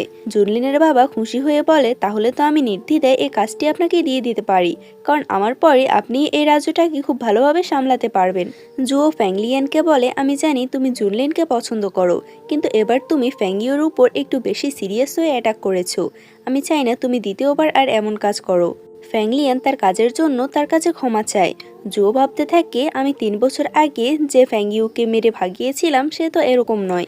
খুব তাড়াতাড়ি আমার ফ্যাংইউর ব্যাপারে কিছু করতে হবে, যাতে সে জুনলিনের আশেপাশেও না থাকতে পারে। সে এরপর ফ্যাংইউয়ের সাথে দেখা করতে আসে, আর তার সাথে এসে সে খুব ভালোভাবে কথা বলছিল। ফ্যাংইউ জানতো না 3 বছর আগে তার কাল্টিভেশন যে নিয়েছিল এটা জুয়োই ছিল, তাই সেও তার সাথে ভালোভাবে কথা বলে। এদিকে জুনলিনের কাছে তার বাবার একটা লেটার আসে। তার বাবা সেখানে বলেছিল সে খুব তাড়াতাড়ি সেলেস্টিয়াল ফুডটা নিয়ে আসতে। এটা পড়ে সে অনেক টেনশনে পড়ে যায়, কারণ সে এখন পর্যন্ত সেলেস্টিয়াল ফুড তো দূরে থাক, সে মেয়েটারই খোঁজ পায়নি। এদিকে এই দুই ভাই বোন মিলে তো বলছিল ফিনিক্স ওয়ার্ডটা এখন ফ্যাংইউর কাছে, তাই তারা এমন কি করতে পারে যার কারণে তারা ফিনিক্স ওয়ার্ডটা পেয়ে যাবে। তখন জুও এসে বলে, যদি তোমরা নিজেদের শক্তি দিয়ে তার সাথে লড়াই করো তাহলে কখনোই পারবে না, তাই তোমাদের বুদ্ধি দিয়ে কাজ করতে হবে। সে তাদেরকে কিছু মেডিসিন খেতে দেয় আর বলে, আমি কিছুক্ষণ আগে যে ফ্যাংইউ এর সাথে দেখা করে এসেছিলাম সে ফ্যাংইউ আগের থেকে অনেক বেশি বদলে গেছে। তার হাতে তখন আমরা ব্রেসলেট দেখতে পাই। এই ব্রেসলেটের রহস্য তো আমরা কিছুক্ষণ পরে জানতে পারবো। এই দুই ভাই বোন মিলে এখনও প্ল্যান করছে। ফ্যাংইয়ান বলে আমার কাছে একটা ভালো প্ল্যান আছে। যদি আমরা জুনলিনের সাথে ফ্যাংইউয়ের বিয়ে দিয়ে দিই তাহলে তার আর কোনো অধিকার থাকবে না এই ফিনিক্স সর্ডের উপর, সে তো অন্য ক্ল্যানের হয়ে যাবে। তাই আমার মনে হয় আমাদের এই প্ল্যানটাই কাজে লাগানো উচিত। জুও এদিকে নিজের ব্রেসলেটটাই দেখছিল। 3 বছর আগে সে যখন ফ্যাংইউয়ের কাছ থেকে তার ফিনিক্স স্পিরিটটা নিয়েছিল তখন সেটা সে একটা বক্সের মধ্যে রেখে দেয়, কিন্তু তার ভয় ছিল এই ফিনিক্স ব্লাডের কারণে তার কোনো ক্ষতি হয় নাকি। তখন সেখানে সেলেস্টিয়াল প্যালেসের লিডার আসে, যে হচ্ছে জুয়োর মাস্টার। সে জুয়োকে সাহায্য করে আর তাকে একটি আইস ব্রেসলেট দেয়। এই ব্রেসলেটের মাধ্যমে ফ্যাংইউয়ের ফিনিক্স ব্লাড এটার মধ্যে রাখলে কেউই এটা বুঝতে পারবে না আর তারও কোনো ক্ষতি হবে না। অন্যদিকে আমরা ফ্যাংইউকে দেখি যে ফিনিক্স শটটা চালানোর চেষ্টা করছে, কিন্তু তার কোনো আইডিয়া ছিল না এটা সে কিভাবে চালাবে। তখন আমরা জুয়োকে দেখি তার কাছে এসে বলে, আমি তোমার জন্য কিছু মেডিসিন নিয়ে এসেছি। এতে তোমার কাল্টিভেশন ফিরে আসবে না, কিন্তু তোমার শরীরের জন্য এই মেডিসিনগুলো ভালো হবে। সে তার হাতে ফিনিক্স শট দেখে বলে, তুমি কি এটা চালাতে পারছো না? ফ্যাংইউ বলে, না, কারণ আমার কাল্টিভেশন যাওয়ার পর আমার মধ্যে যতগুলো স্পিরিট এনার্জি ছিল সবগুলো চলে গিয়েছে, তাই আমি জানি না এটা কিভাবে চালাতে হয়। জুও হেসে বলে, তাহলে আমি তোমাকে এটা চালানো শিখাতে পারি। এটা দেখে স্পষ্ট বোঝা যায় সে ফ্যাংইউয়ের জন্য নতুন কিছু চাল চালছে। জুও ফ্যাংইউকে শেখাচ্ছিল কিভাবে এই শটটা চালানো হয়, কিন্তু সে এসবের কিছুই বুঝছিল না। তাই সে বলে জুও যেন আর চেষ্টা না করে, কারণ সে কিছুই পারবে না। জুও বলে, একটা সময় ছিল যখন তুমি ইয়াং কাল্টিভেটরদের মধ্যে সব থেকে ভালো ছিলে। ফ্যাংইউ বলে, আমি জানি, কারণ আমি এসব শুনেছি আর ওই সকল কিছু আমার ফার্স্ট ছিল। এটা শুনে জুও বলে, তার মানে সে সত্যিই সব কিছু ভুলে গিয়েছে। সে তখন কোনো একটা কাজে ওখান থেকে চলে যায়। ফ্যাংইউ এরপর নিজের স্পিরিট রিংটার মধ্যে দেখতে থাকে আর মাস্টারের কাছে কিছু হেল্প চায়, কিন্তু যেহেতু তার মাস্টার কোমায় ছিল তাই তাকে কোনো হেল্প করতে পারে না। তখন জুনলিন এসে বলে, তুমি যদি এত ধীরে ধীরে প্র্যাকটিস করো তাহলে ফিনিক্স শট চালানো তোমার পক্ষে পুরো অসম্ভব হয়ে যাবে। জুনলিন তাকে ফিনিক্স শট কিভাবে চালাতে হয় সেটা শিখাচ্ছিল। তার এতটা ট্যালেন্ট দেখে ফ্যাংইউ কিছুক্ষণের জন্য তার দিকে তাকিয়ে থাকে। জুনলিনের পর ফ্যাংইউকে দেখায় কিভাবে ফিনিক্স শটের উপর উঠতে হয়। এদিকে ইউমিং ভাবছিল তার পেন্ডেন্টটা কোথায় পড়ে গিয়েছে। তখন তার মনে পড়ে সে কি কোনো ফ্যাংইউয়ের ঘরে এটা রেখে আসেনি তো। তখন সে উপরে দেখতে পায় জুনলিন আর ফ্যাংইউ ফিনিক্স শটের উপরে। ইউমিং ভাবে জুনলিন এই শটের উপরে কিভাবে আছে। সে যেহেতু ফ্যাংইউর অনেক কাছে ছিল তাই তার আবারও বুকে ব্যথা হয়।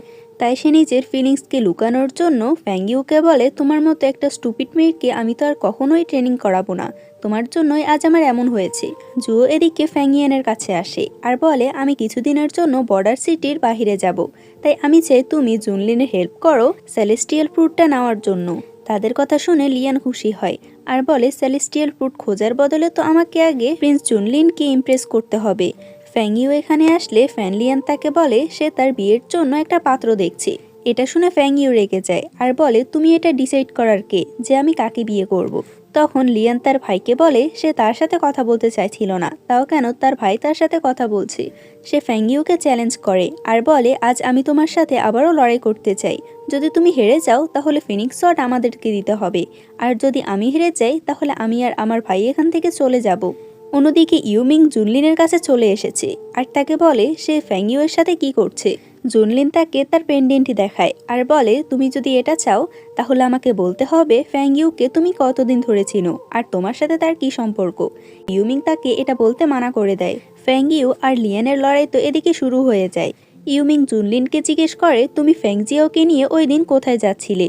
জুনলিন বলে, তুমি আসলে একটা বোকা, ওটা ফ্যাংজিয়াও নয় বরং ফ্যাংইউই ছিল। ফ্যাংইউ তোমাকে এতবার বোকা বানিয়েছিল যে তুমি এখনো তাকেই চিনতে পারছো না। তখন ফ্যাংইউয়ের মনে পড়ে সে তাকে বলেছিল এতটা অসুন্দরভাবে সে কেন চলাফেরা করে। এটা মনে করে আবার ইউমিং খুশি হয়ে যায় আর বলে, তাহলে তো ভালোই হলো, কারণ আমি তাকে আগে থেকে পছন্দ করতাম। যেহেতু আমি তাকে পছন্দ করি আর তোমার সাথে তার বিয়েটা ভেঙে গিয়েছে তাই সে তো এবার আমার হবে। তার কথা শুনে জুনলিনের রাগ হচ্ছিল, কিন্তু সে কিছু না বলেই চলে যায়। এদিকে ফ্যাংইউ যখন লড়াই করছিল তখন তার ফিনিক্স ব্লাডটি নিজে থেকে অ্যাক্টিভ হয়ে যায় আর তার ফিনিক্স শর্ডের মধ্যে পাওয়ার চলে আসে। এটা দেখে লিয়ান ভাবতে থাকে তার হঠাৎ আমার সাথে লড়াই করলে কি হয়। ফ্যাংইউয়ের এক আঘাতে লিয়ান সেখান থেকে পড়ে যায় আর তার মুখ থেকে অনেক রক্ত বের হতে থাকে। এসব দাঁড়িয়ে দাঁড়িয়ে জুনলিনও দেখছিল। ফ্যাংইউয়ের মুখ থেকেও তখন অনেক রক্ত বের হয় আর সে ওখানে অজ্ঞান হয়ে যায়। জুনলিন ভাবে এই মেয়েটা আসলে অনেক রহস্যজনক। যাই হোক, ফ্যাংইউ এরপর বাওয়ের কাছে যায় আর তাকে বলে তার মেডিসিন তৈরি হয়েছে কিনা। বাও বলে সে এই মেডিসিনটা খেতে পারবে। এটা দেখে সে অনেক খুশি হয় আর মেডিসিনটা খেয়ে নেয়, কিন্তু তখন সেখানে মিং ইউ আসে আর বলে আমি তোমাকে কি বলে ডাকবো, ফ্যাং জিয়াও নাকি ফ্যাং ইউ? ফ্যাং ইউ বলে সে যাই বলুক না কেন, সে তো ওই সেলেস্টিয়াল ফ্রুটটা পাবে না, কারণ এটার মেডিসিন হওয়ার পর সেটা খেয়ে নিয়েছে। ইউমিং বলে শুরু থেকে তুমি আমার সাথে এত কিছু করেছো, তাই এর জন্য কি আমি তোমাকে কিছু পানিশমেন্ট দিতে পারি? এটা বলে সে তার অনেক ক্লোজ হতে চায়, কিন্তু তখন সেখানে জুনলিন চলে আসে। তাকে দেখে ফ্যাং ইউ ইউমিংকে ওখানে লুকিয়ে রাখে। ফ্যাং ইউ বলে আমি হচ্ছি ফ্যাং জিয়াও, তুমি যে সেলেস্টিয়াল ফ্রুটটার জন্য এখানে এসেছো তার মেডিসিন হওয়ার পর আমি এটা খেয়ে নিয়েছি। জুনলিন বলে আমি তোমাকে এটা জিজ্ঞেস করতে আসিনি, কারণ আমি এসব কিছু আগে থেকেই জানতাম। ডার্ক নাইট কোড ডেমনদের প্রিন্স ইউমিং এর সাথে তোমার কি সম্পর্ক, আর তুমি তাকে কতদিন ধরে জানো? তখন ইউমিং বেরিয়ে আসে আর বলে আমার মনে হয় তুমি আমার ব্যাপারে কথা বলছো। জুনলিন বলে আমি তো এবার নিশ্চিত যে তোমাদের মধ্যে কিছু না কিছু সম্পর্ক আছে। ইউমিং বলে সম্পর্ক তা আছেই, কারণ আমি তাকে এতটা পছন্দ করি, কিন্তু এই মেয়েটা তো আমাকে একবার চান্সও দিচ্ছে না।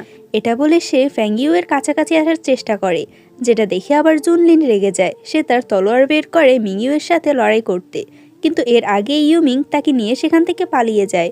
তাদের যাওয়ার পর জুনলিনের আবারও লাভ ইন সিক শুরু হয়ে যায় আর তার বুকে আবারও ব্যথা হতে থাকে। এরা দুজনে আসার সময় কিছু বাচ্চাকে লড়াই করতে দেখে। ফ্যাংইউ তাদের কাছে গিয়ে বলে তোমার কাছে যদি শক্তি থাকে তাহলে অন্যকে এটাতে সাহায্য করো, কিন্তু তোমরা কেন তাদেরকে এভাবে আঘাত করছো? এটা শুনে আবার ইউমিং ইমোশনাল হয়ে যায়, কারণ ছোটবেলা থেকে তার যতগুলো বন্ধু ছিল তার বাবা ইচ্ছে করেই তাকে বলতো তাদেরকে মারার জন্য। ইউমিং বারবার বলতো সে তাদের বন্ধু, কিন্তু ইউমিং এর বাবা একটা কথাও শুনতো না, আর ইউমিংকে বাধ্য হয়ে নিজের বন্ধুদেরকে মারতে হতো। ইউমিং বলে তুমি সত্যিই অনেক ভালো, আমি যদি তোমাকে আরো আগে পেয়ে যেতাম তাহলে হয়তো আমাকে আর এমন থাকতে হতো না। জুনলিন নিজের রাগ থামানোর জন্য মেডিটেশন করতে বসে। ফ্যাংইউ এর পর নিজের মাস্টারের সাথে দেখা করতে আসে আর সে তাকে ওঠানোর চেষ্টা করে। সে পাখিটা বলে সে তাকে উঠাতে পারবে না। ফ্যাংইউ বলে সে তো সেলেস্টিয়াল ফ্রুটটা খেয়ে নিয়েছে, তাই সে তো তার মাস্টারকে এখন উঠাতে পারবে। সে বলে কারণ তোমার যে এনার্জি আছে তা অনেক বেশি লো, তাই তোমার স্পিরিচুয়াল পাওয়ারগুলো আগের মতো করতে হলে নিজেকে ট্রেন করতে হবে, আর যখন তুমি পাওয়ারফুল হবে তখনই তোমার মাস্টারকে উঠাতে পারবে। তখন সে নিজের তলোয়ারের মধ্যে অনেক পাওয়ার দেখতে পায়। এটা দেখে সে বুঝতে পারে সেলেস্টিয়াল ফুডের জন্য তার স্পিরিচুয়াল পাওয়ারগুলো আবারও চলে এসেছে। অন্যদিকে এরা দুজনে তো ফ্যাংইউ এর জন্য আবারও লড়াই করছিল।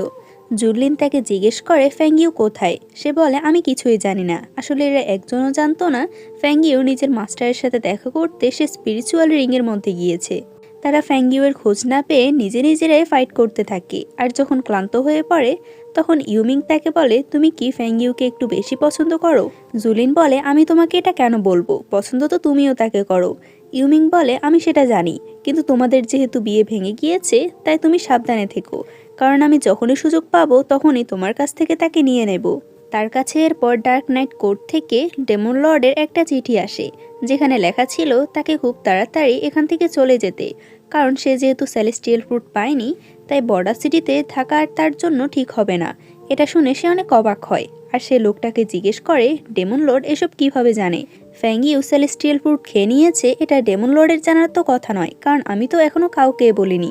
সে বলে আমার মনে হয় ফ্যাং ফ্যামিলিতে এমন কেউ আছে যে কিনা ডেমন লর্ডের সাথে যুক্ত আছে, সে তাকে তার নাম বলতে বলে। সে লোকটা বলে সে এটা করতে পারবে না, কারণ ডেমন লর্ড বলেছিল সময় আসলে সে নিজের ছেলেকে এটা নিজেই বলে দেবে। এদিকে জুনলিনও এখান থেকে চলে যাওয়ার সিদ্ধান্ত নেয়। তখন ফ্যাংজি এসে আবারও ফ্যাংইউ এর কথা বলতে থাকে। তার কথা শুনে জুনলিনের আবারও বুকে ব্যথা হয়। সে বলে তুমি যদি নিজের বকবক বন্ধ না করো তাহলে আমি তোমাকে প্যালেসে নিয়ে যাব না, তোমাকে একাই যেতে হবে। সেখানে আমরা বাইকেও দেখতে পাই। বাই যখন ফ্যাংইউকে দেখছিল তখন সে তো তার দিকে তাকিয়ে থাকে। এটা জুনলিন দেখে তার একটুও ভালো লাগে না, তাই সে এরপর তাকে ইশারা করে, যার কারণে বাই ভয় পেয়ে সেখান থেকে চলে যায়। রানীর কাছে এদিকে খবর চলে গিয়েছে তার ছেলে সেলেস্টিয়াল ফ্রুটটা নিতে পারেনি, তাই সে রাজার কাছে এসে এটার খবর দেয়, কিন্তু রাজার তো সেদিকে কোনো মনই ছিল না। ফ্যাংইউ যখন মেডিসিন বানাচ্ছিল তখন জুনলিন তার কাছে আসে একটা গিফট বক্স নিয়ে। সে যাওয়ার আগে তাকে গিফট দিতে চায়, তার সাহস হচ্ছিল না ফ্যাংইউকে এই গিফটটা দিতে। ফ্যাংইউ যখন তার হাতে গিফট বক্স দেখে তখন সে খুশি হয়ে বলে তুমি কি এই গিফটটা আমার জন্য এনেছো? জুনলিন কি বলবে বুঝতে না পেরে বলে এটা এমন কিছু নয়, যাওয়ার আগে তোমাকে এটা দিতে চেয়েছিলাম, এটা কোনো স্পেশাল জিনিস নয়। ফ্যাংইউ সবটা বুঝতে পেরেছে, তারপরও সে তাকে রাগানোর জন্য বলে তার মানে কি তুমি এটা লিয়েনের জন্য নিয়ে এসেছো? জুনলিন এবার জেলাস হয়ে তাকে নিজের ক্লোজে আনে। আমি এটা লিয়েনের জন্য না, বরং তোমার জন্যই এনেছি। এটা বলে সে চলে যায়। লিয়েন এদিকে তার ভাইয়ের উপর অনেক বেশি রেগেছিল, কারণ সে কিছুই করতে পারছে না। ফ্যাংইয়েন বলে আমাকে কালকেই কিছু করতে হবে, কারণ এর মধ্যে যদি ফ্যাংইউ বর্ডার সিটি থেকে চলে যায় তাহলে আমি কিছুই করতে পারবো না। পরদিন জুনলিন জানতে পারে যে ফ্যাংইয়ানের সাথে ফ্যাংইউ জোর জবরদস্তি একটা ছেলেকে বিয়ে করতে গিয়েছে। অন্যদিকে ফ্যাংইউ ছেলেটার সামনে বসে আছে আর ভাবতে থাকে ফ্যাংইয়ান তাকে এখানে জোর করে কেন এনেছে, সে তার বিয়ে কেন দিতে চায়। সবথেকে ইন্টারেস্টিং বিষয় হলো এই ছেলেটার কেউ নয় বরং বাই ছিল। বাইয়ের বাবা বলে ফ্যাং অনেক ভালো একটা মেয়ে, তাই আমিও এই বিয়েতে রাজি। যেটা শুনে আবার ফ্যাংইয়ান অনেক খুশি হয় আর বলে সে যেহেতু রাজি হয়ে গিয়েছে তাহলে তুমিও হ্যাঁ বলে দাও। তখন পেছন থেকে জুনলিন বলে তোমার সাহস কিভাবে হয় যে মেয়েটার সাথে আমার বিয়ে হয়েছে তুমি তাকে একটা ছেলের সামনে বসিয়ে রেখেছো। ফ্যাংইয়ান বলে কিন্তু প্রিন্স তোমার তো তার সাথে বিয়েটা ভেঙে গিয়েছে। জুনলিন বলে ঠিক আছে, যদি এমনটাই হয় তাহলে আমি বলে দিচ্ছি ফ্যাংইউকে আমি আবারও নিজের ফিয়ন্সি হিসেবে মেনে নিচ্ছি। তার কথা শুনে ফ্যাংইউ তার দিকে হাঁ হয়ে তাকিয়ে থাকে। জুনলিনের পর তার হাত ধরে সেখান থেকে নিয়ে যায়। আসার সময় প্রত্যেকে তাদেরকে দেখছিল, তাই ফ্যাংইউ বলে তার হাত ছেড়ে দেওয়ার জন্য। জুনলিন তাকে দেয়ালের মধ্যে আটকে বলে আসলে এখানে কি হচ্ছে, ফ্যাংইয়ান কেন তোমাকে ছেলের সাথে দেখা করাতে এনেছে। ফ্যাংইউ বলে তাতে কি হয়েছে, সে আমার কাজিন হয়, সে তো আমার জন্য ছেলে দেখতেই পারে। তার থেকে বড় কথা তোমার সাথে তো আমার বিয়েটা ভেঙে গিয়েছে। জুনলিন এবার রেগে বলে ঠিক আছে, তাহলে তুমি ওই মোটা ছেলেটাকে বিয়ে করো। সে বলে আমি একটা জিনিস বুঝতে পারছি না, তোমার সাথে আমার বিয়েটা ভেঙে যাওয়ার পরও তোমার এতটা রাগ কেন হচ্ছে। জুনলিন বলে কারণ আমি এখনও তোমাকে আমার ফিয়ন্সে হিসাবে মানি, তাই আমি দেখতে চাই আমার ফিয়ন্সে থাকা অবস্থায় তুমি কিভাবে তাকে বিয়ে করো। অন্যদিকে আমরা ইউমিংকে দেখি যে বর্ডার সিটি ছেড়ে চলে যাচ্ছিল, কিন্তু সে থেমে গিয়ে বলে আমার এখনও জুনলিনের কাছ থেকে বদলা নেওয়ার আছে, তাই আমি এখন যাব না। সে লোকটা সব কিছু বুঝতে পারে আর বলে তুমি যদি এভাবে ওই মেয়েটার পিছনে পড়ে থাকো তাহলে ওই মেয়েটাকে তুমি ইমপ্রেস করতে পারবে না। ইউমিং বলে তোমার কথা শুনে এমন মনে হচ্ছে যে তুমি অনেক বছর ধরে অনেকগুলো মেয়েকে পটিয়ে এসেছো। যাই হোক, তোমার কাছে যদি কোনো ভালো প্ল্যান থাকে তাহলে আমাকে বলতে পারো। সেই লোকটা এরপর ইউমিংকে কিছু একটা বললে সে অনেক খুশি হয়ে যায়। এদিকে আমরা ঝুয়োকে দেখি যে কিছু সাধারণ মানুষগুলোকে শেখাচ্ছিল কিভাবে নিজেদের স্পিরিচুয়াল পাওয়ারগুলো সময় আসলে তারা ব্যবহার করতে পারবে, যেটা আবার রানীও দূর থেকে দাঁড়িয়ে দেখছিল। সে জুয়োর উপর অনেক ইমপ্রেস হয়ে যায় আর তার সাথে পার্সোনালি গিয়ে কথা বলে। তখন একটা ছেলে বসে কান্না করছিল, কারণ ডেমনদের থেকে কিছু লোক তার মা বাবাকে মেরে ফেলেছে আর তার পরিবারে শুধুমাত্র সে বেঁচে আছে। সে তাদের থেকে প্রতিশোধ নিতে চায়, কিন্তু সে অনেক দুর্বল। রানী বলে সে যেন নিজেকে কখনো দুর্বল না ভাবে, কারণ সে যা করতে চায় তা সে অবশ্যই করতে পারবে। রানীর সামনে জুয়ো নিজেকে ভালো প্রমাণ করার জন্য সে ছেলেটিকে বলে যদি তুমি চাও তাহলে আমি তোমাকে ট্রেন করতে পারি। লিয়ান ফ্যাংইউয়ের কাছে এসে বলে তোমার এতটা সাহস কিভাবে হয় আমার ভাইকে বাইয়ের বাবার সামনে এতটা অপমান করার। সে বলে আমি কিছুই করিনি, সবকিছু প্রিন্স জুনলিন করেছে, তাই তুমি গিয়ে তার সাথে কথা বলো। লিয়ান বলে সে তোমাকে নিজের ফিয়ন্সে ঘোষণা করেছে, এজন্য কি তুমি আমার সাথে এভাবে কথা বলছো। সে বলে আমার তো প্রিন্স জুনলিনের উপর কোনো ইন্টারেস্ট নেই, তাই এসব বিষয় তুমি তার কাছ থেকে শুনতে পারো। যেটা আবার জুনলিন পেছন থেকে দাঁড়িয়ে শুনছিল। এটা শুনে তার মন খারাপ হয় যে তার প্রতি ফ্যাংইউয়ের কোনো ইন্টারেস্ট নেই। ফ্যাংজি তাকে মজা করে বলে যেহেতু ফ্যাংইউর তোমার উপর কোনো ইন্টারেস্ট নেই তাহলে সে তো আবার আমার হবে। কিন্তু তখন সেখানে আবার ইউমিং চলে আসে আর বলে ফ্যাংইউকে আমি কারোর হতে দেব না, সে তো আমার হবে। সে তার জন্য ফুল নিয়ে এসেছে। সে ফ্যাংইউয়ের মেডের কাছে ফুলগুলো দেয় যাতে ফ্যাংইউকে দিতে পারে, কিন্তু তার আগে জুনলিন সে ফুলগুলো নিচে ফেলে দেয়, যেটা দেখে আবার ইউমিং রেগে যায় আর বলে আমাদের দুজনের মধ্যে শুধু একটাই পার্থক্য, দুজনেরই একই জিনিস পছন্দ, কিন্তু আমি দেখতে চাই ফ্যাংইউ আসলে কার হয়। যাই হোক, জুনলিনের কাছে এরপর তার মায়ের একটা চিঠি আসে। তার মা তাকে বলছিল সেখান থেকে চলে যাওয়ার জন্য। সে ফ্যাংজিকে বলে তাদেরকে তৈরি হতে, কারণ তারা সিটিতে খুব তাড়াতাড়ি চলে যাবে। রাতের বেলা সে ছাদের উপর ফ্যাংইউর সাথে দেখা করে আর বলে সে কি সিটিতে যেতে চায়। ফ্যাংইউ হঠাৎ করে কথা শুনে বলে তার সিটিতে যাওয়া একদমই পছন্দ না, তাই সে যাবে না। কিন্তু আসার সময় লিয়েনের সাথে দেখা হয়। সে জুনলিনের জন্য চা বানিয়েছে, কিন্তু এটা টেস্ট কেমন হয়েছে সেটা জানে না, তাই সে যেন এটা চেক করে দেখে।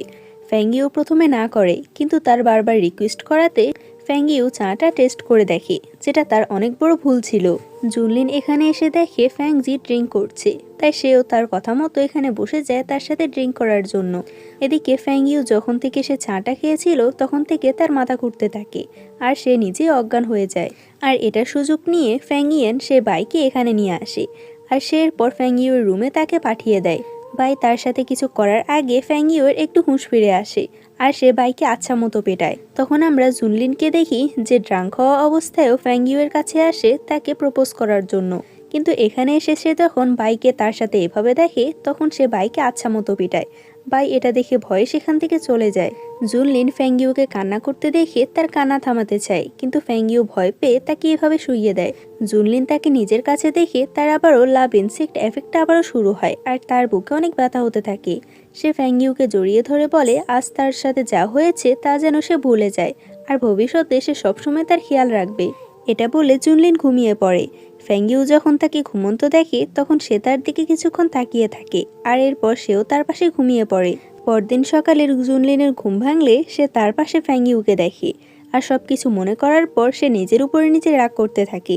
এরপর সে ফ্যাংইউকে উঠায়। ফ্যাংইউ যখনই জুনলিনকে নিজের পাশে দেখে তখন সে অনেক অবাক হয় আর ভাবতে থাকে সে তার রুমে কিভাবে এলো। জুনলিন বলে কাল রাতে যা হয়েছে আমি চাই তুমি সবকিছু ভুলে যাও আর আমি যত তাড়াতাড়ি সম্ভব তোমাকে বিয়ে করতে চাই আর আমি এরপর সবসময় তোমার খেয়াল রাখবো। তার কথা শুনে ফ্যাংইউর বিশ্বাস হচ্ছে না যে জুনলিন তাকে বিয়ের কথা বলছে। আসলে জুনলিন এমনটা বলছিল কারণ সে ভাবছিল তার আর ফ্যাংইউর মধ্যে নিশ্চয়ই কাল রাতে কিছু হয়েছে, তাই সে অনেক গিল্টি ফিল করছিল। ফ্যাংইউ বলে তোমার এতটা গিল্টি ফিল করার প্রয়োজন নেই, তুমি নিশ্চিন্তে এখান থেকে চলে যেতে পারো আর আমি সিটিতে যাব না, তাই আমি তোমাকে বিয়ে করতে চাই না। জুনলিন বলে আমি এটা করতে পারবো না, কিন্তু তোমাকে তো অবশ্যই আমাকে বিয়ে করতে হবে। সে এরপর ফ্যাংইউয়ের মায়ের কাছে যায় আর এরপর নিজের সাথে তাকে সিটিতে নিয়ে যায় যাতে ফ্যাংইউ তাকে খুঁজতে খুঁজতে সিটিতে চলে আসে।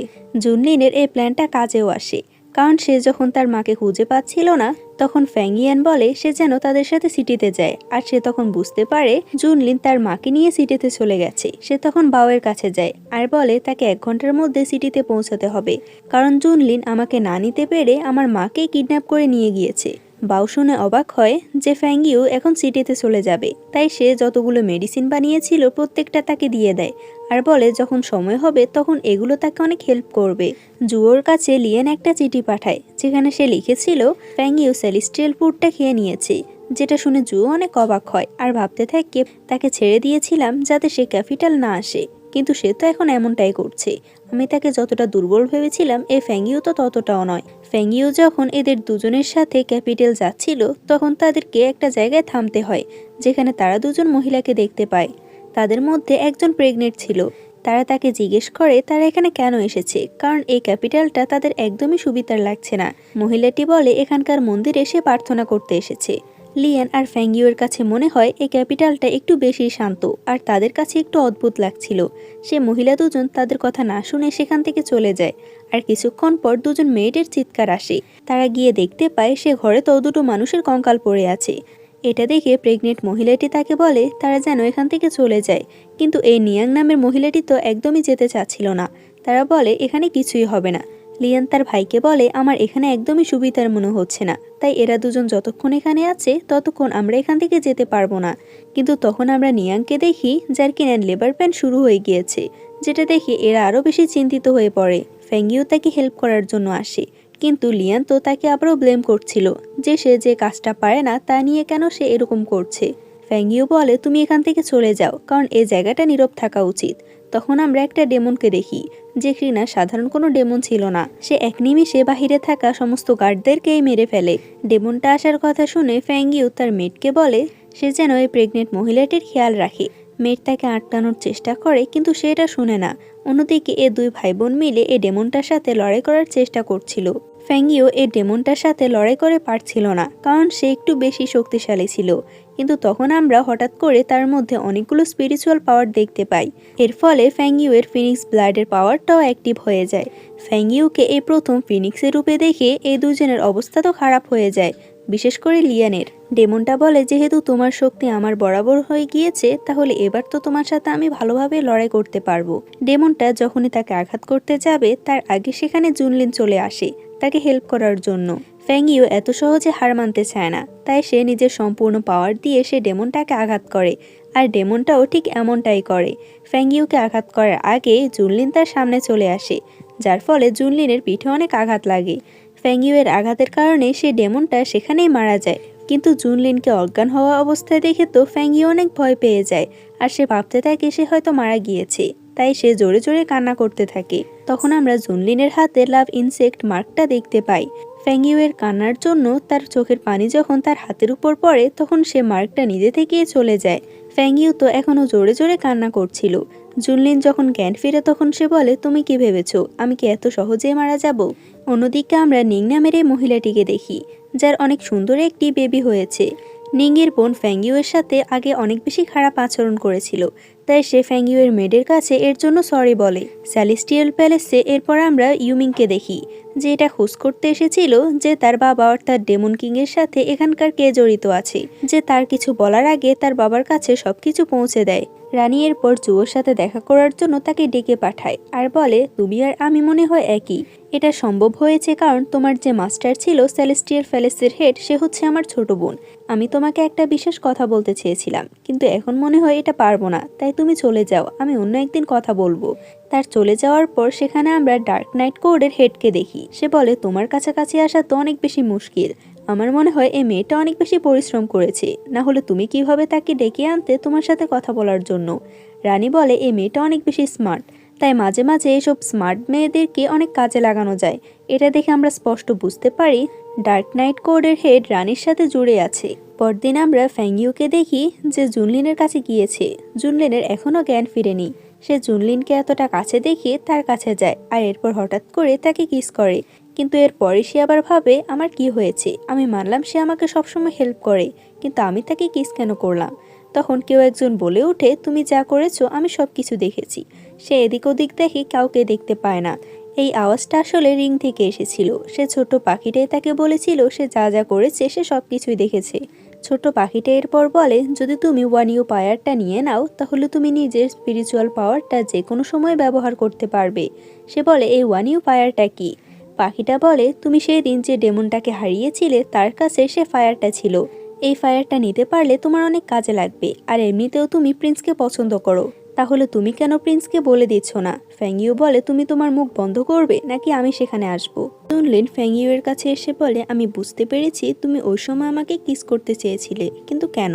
এটা শুনে আবার ফ্যাংইউ একটু এম্বারেস হয় আর সে কিছু না বলে ওখান থেকে চলে যেতে চায়, কিন্তু জুনলিন তাকে আটকায় আর বলে, যেহেতু আমি তোমাকে পছন্দ করি আর তুমি আমার স্পিরিচুয়াল প্রিন্সেস হবে, তাই তুমি আমাকে যা বলবে আমি সেটাই করতে রাজি আছি।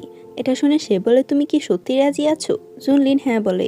ফ্যাংইউ বলে, ঠিক আছে, তাহলে তোমার আমাকে আবারও কিস করতে হবে। ফ্যাংইউয়ের এমন ফেস দেখে তো জুনলিন একটু এম্বারেস হয় আর তাকে ওখানে রেখে চলে যায়। ফ্যাংইউর মাকে এরপর প্যালেসে নিয়ে আসা হয়। জুনলিনকে তখন ফ্যাংইয়ান আর লিয়ান জিজ্ঞেস করে সেও তাদের সাথে প্যালেসে যেতে, কিন্তু সে না করে দেয় আর বলে ডেমনটার সাথে লড়াই করার সময় তার স্পিরিচুয়াল এনার্জি কিছুটা খরচ হয়েছে, তাই সে একটু পরে যাবে। তারা যাওয়ার পর সেখানে ফ্যাংইউ আসে আর তাকে আবারও বলে সে যেন তাকে কিস করে, কিন্তু জুনলিন তাকে আবারও সেখানে রেখেই চলে যায়। কিন্তু ফ্যাংইউ তো হার মানতে চায় না, সে বারবার জুনলিনের কাছে যায়, কিন্তু জুনলিনের পর তার মুখের সামনে দরজাটা মেরে দেয়। এসব আবার তার মেয়েরও দেখে ফেলে। তার মেয়েট বলে, আমি বুঝতে পেরেছি তুমি তাকে পছন্দ করো। ফ্যাংইউ বলে, এমনটা নয়, আসলে সেদিন সে ডেমনটার সাথে লড়াই করার সময় সে যে ফায়ারটা ব্যবহার করেছিল তা আমার প্রয়োজন। আসলে সেদিন ডেমনটা যে ফায়ারটা ব্যবহার করেছিল এটা ভুলবশত জুনলিনের ভিতরে চলে গিয়েছে, এজন্যই ফ্যাংইউ তাকে কিস করতে চায় যাতে জুনলিনের থেকে সে একটু হলেও এনার্জি নিতে পারে। জুনলিন বেরিয়ে এসে তাকে জিজ্ঞেস করে সে কেন বারবার এমন করছে। প্রথমে ফ্যাংইউ তাকে বলতে চায় না। জুনলিন বলে সে কিছুই মনে করবে না। ফ্যাংইউ তখন তাকে সমস্ত সত্য কথাগুলো বলে দেয়। জুনলিন বলে, তার মানে তুমি আমাকে ব্যবহার করতে চাইছিলে? ফ্যাংইউ বলে, আমি এজন্যই তোমাকে সত্যটা বলতে চাইনি, আমি তোমাকে ব্যবহার করতে না, বরং আমি তোমার থেকে একটু সাহায্য চেয়েছিলাম। এটা বলে সে ওখান থেকে চলে যেতে চায়, কিন্তু জুনলিন তাকে আটকায় আর তাকে কিস করে। ফ্যাংইউকে তখন ছোট্ট পাখিটি বলে, আমাদের জাস্ট এতটুকুই এনার্জির প্রয়োজন ছিল, তুমি আর কতক্ষণ এভাবে থাকবে? এরপর আমরা একটা মোটা মেয়েকে দেখি যাকে দুটো ছেলে মিলে অনেক বুলি করছিল। তারা তাকে বাজে কথা বলল, সে মেয়েটা কিছুই বলে না। সেখানে আমরা জুয়ানকে দেখি। জুয়ান এই মেয়েটাকে চিনত। মেয়েটার নাম হচ্ছে জাউই। জুয়ান বলে, তুমি তার কথায় কেন প্রতিবাদ করলে না? জাউই বলে, তারা তো ঠিক ছিল, সব সময় আমার সাথে এমন হয়ে আসছে, আমার কপালে যা আছে আমার সাথে তাই হবে। ফ্যাংইয়ানের মা এরপর ফ্যাংইউকে ডেকে পাঠায় আর বলে, আমি তোমার সাথে একটি ইম্পর্ট্যান্ট কথা বলতে চাই। সে বলে, তোমার কাছে এখন ফিনিক্স শটটা আছে, কিন্তু তোমার যখন বিয়ে হবে তুমি তো অন্য জায়গায় চলে যাবে, তাই এই শটটার তুমি খেয়াল রাখতে পারবে না। তাই আমার মনে হয় তুমি এই শটটা আমাদের দিয়ে দেওয়া উচিত। ফ্যাংইউ বলে, আপনি ঠিকই বলেছেন, আমি এই শটটা দিয়ে পরে আর কি করব, কিন্তু আপনি চাইলে এটা নিয়ে নিতে পারেন। এটা বলে সে শটটা সামনে রেখে দেয়। ফ্যাংইয়ানের মা তার মেয়েটকে বলে শটটা উঠানোর জন্য, কিন্তু এই মেয়েটা তো শটটা উঠানো তো দূরের কথা, এটা নাড়াতেও পারছে না। ফ্যাংইউ বলে, চেষ্টা করে লাভ নেই, কারণ এই শটটা আমাকে চুজ করেছে, তাই আপনারা যত চেষ্টাই করুন লাভ হবে না, কিন্তু আমি আপনাদেরকে একটা নতুন বানিয়ে দিতে পারি, যেটা ঠিক এটার মতোই দেখতে হবে। আর এই শটটা নিয়ে আপনারা বলতে পারবেন যে এটা আপনাদের বংশের ছিল। এতটা অপমান শুনে তো সে মহিলাটি অনেক বেশি রেগে যায় আর বলে, প্রথমত তুমি আমাদেরকে এই শটটা দেবে না, আর দ্বিতীয়ত এই শটটার মতো আমাদেরকে একটি নকল শট বানিয়ে দেবে, যাতে আমরা এটা ব্যবহার করতে পারি। ফ্যাংইউ বলে, যেহেতু আপনারা আমার কথা বুঝতেই পেরেছেন, তাই আমার মনে হয় না এখানে আর বেশিক্ষণ থাকা উচিত। এটা বলে সে চলে যায়।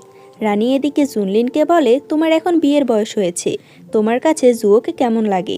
সে বলে, জুয়ো অনেক ভালো আর তার স্পিরিচুয়াল এনার্জিগুলো অনেক হাই, কিন্তু আমি অন্য একজনকে পছন্দ করে ফেলেছি, যখন সময় আসবে তখন আমি তাকে দেখাবো।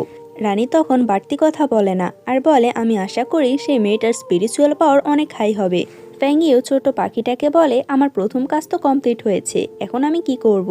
সে পাখিটা বলে, তুমি যেহেতু এখানে চলে এসেছো, তাই তোমাকে দ্বিতীয় কাজের জন্য একটু ধৈর্য ধরতে হবে। এরপর আমরা আবারও জাওইকে দেখি, যাকে ওই দুটো ছেলে আবারও বুলি করছিল। সেখানে আবার ফ্যাংইউ ছিল। ফ্যাংইউ যখনই দেখতে পায় জাওইকে কেউ বুলি করছে, তখন সে ছেলেগুলোকে অনেক ভয় দেখায় আর তাদেরকে সেখান থেকে ভাগিয়ে দেয়। ফ্যাংইউকে দেখিয়ে জাওই চিনতে পারে আর তাকে জড়িয়ে ধরে কান্না করতে থাকে, কিন্তু ফ্যাংইউ তাকে চিনতে পারে না। তার মেট বলে, জাওই তার ছোটবেলার বন্ধু, কিন্তু সে ছোটবেলায় এমন ছিল না। একদিন ফ্যাংইউয়ের জন্য রাখা খাবার যখন জাওই ভুল করে খেয়ে ফেলেছিল, তখন সে জানতো না ওই খাবারগুলোতে পয়জন ছিল। তার পরিবার যখন এসব বিষয়ে জানতে পারে, তখন তারা তাকে বের করে দেয়, কিন্তু ফ্যাংইউ বাকিদের মতো তার সাথে আচরণ করতো না, সে খুব ভালোভাবে তার খেয়াল রাখতো। কিন্তু 3 বছর আগে যখন ফ্যাংইউকে বের করে দেওয়া হয়েছিল, তখন জাওইও সে সেলেস্টিয়াল প্যালেসটা ছেড়ে চলে এসেছে। এসব শুনে ফ্যাংইউ জাওইকে বলে, আমি আর কখনোই তোমাকে ছেড়ে যাব না। জাওই বলে, তুমি আমাকে প্রমিস করো, কারণ এই 3 বছর আমি তোমাকে অনেক মিস করেছি।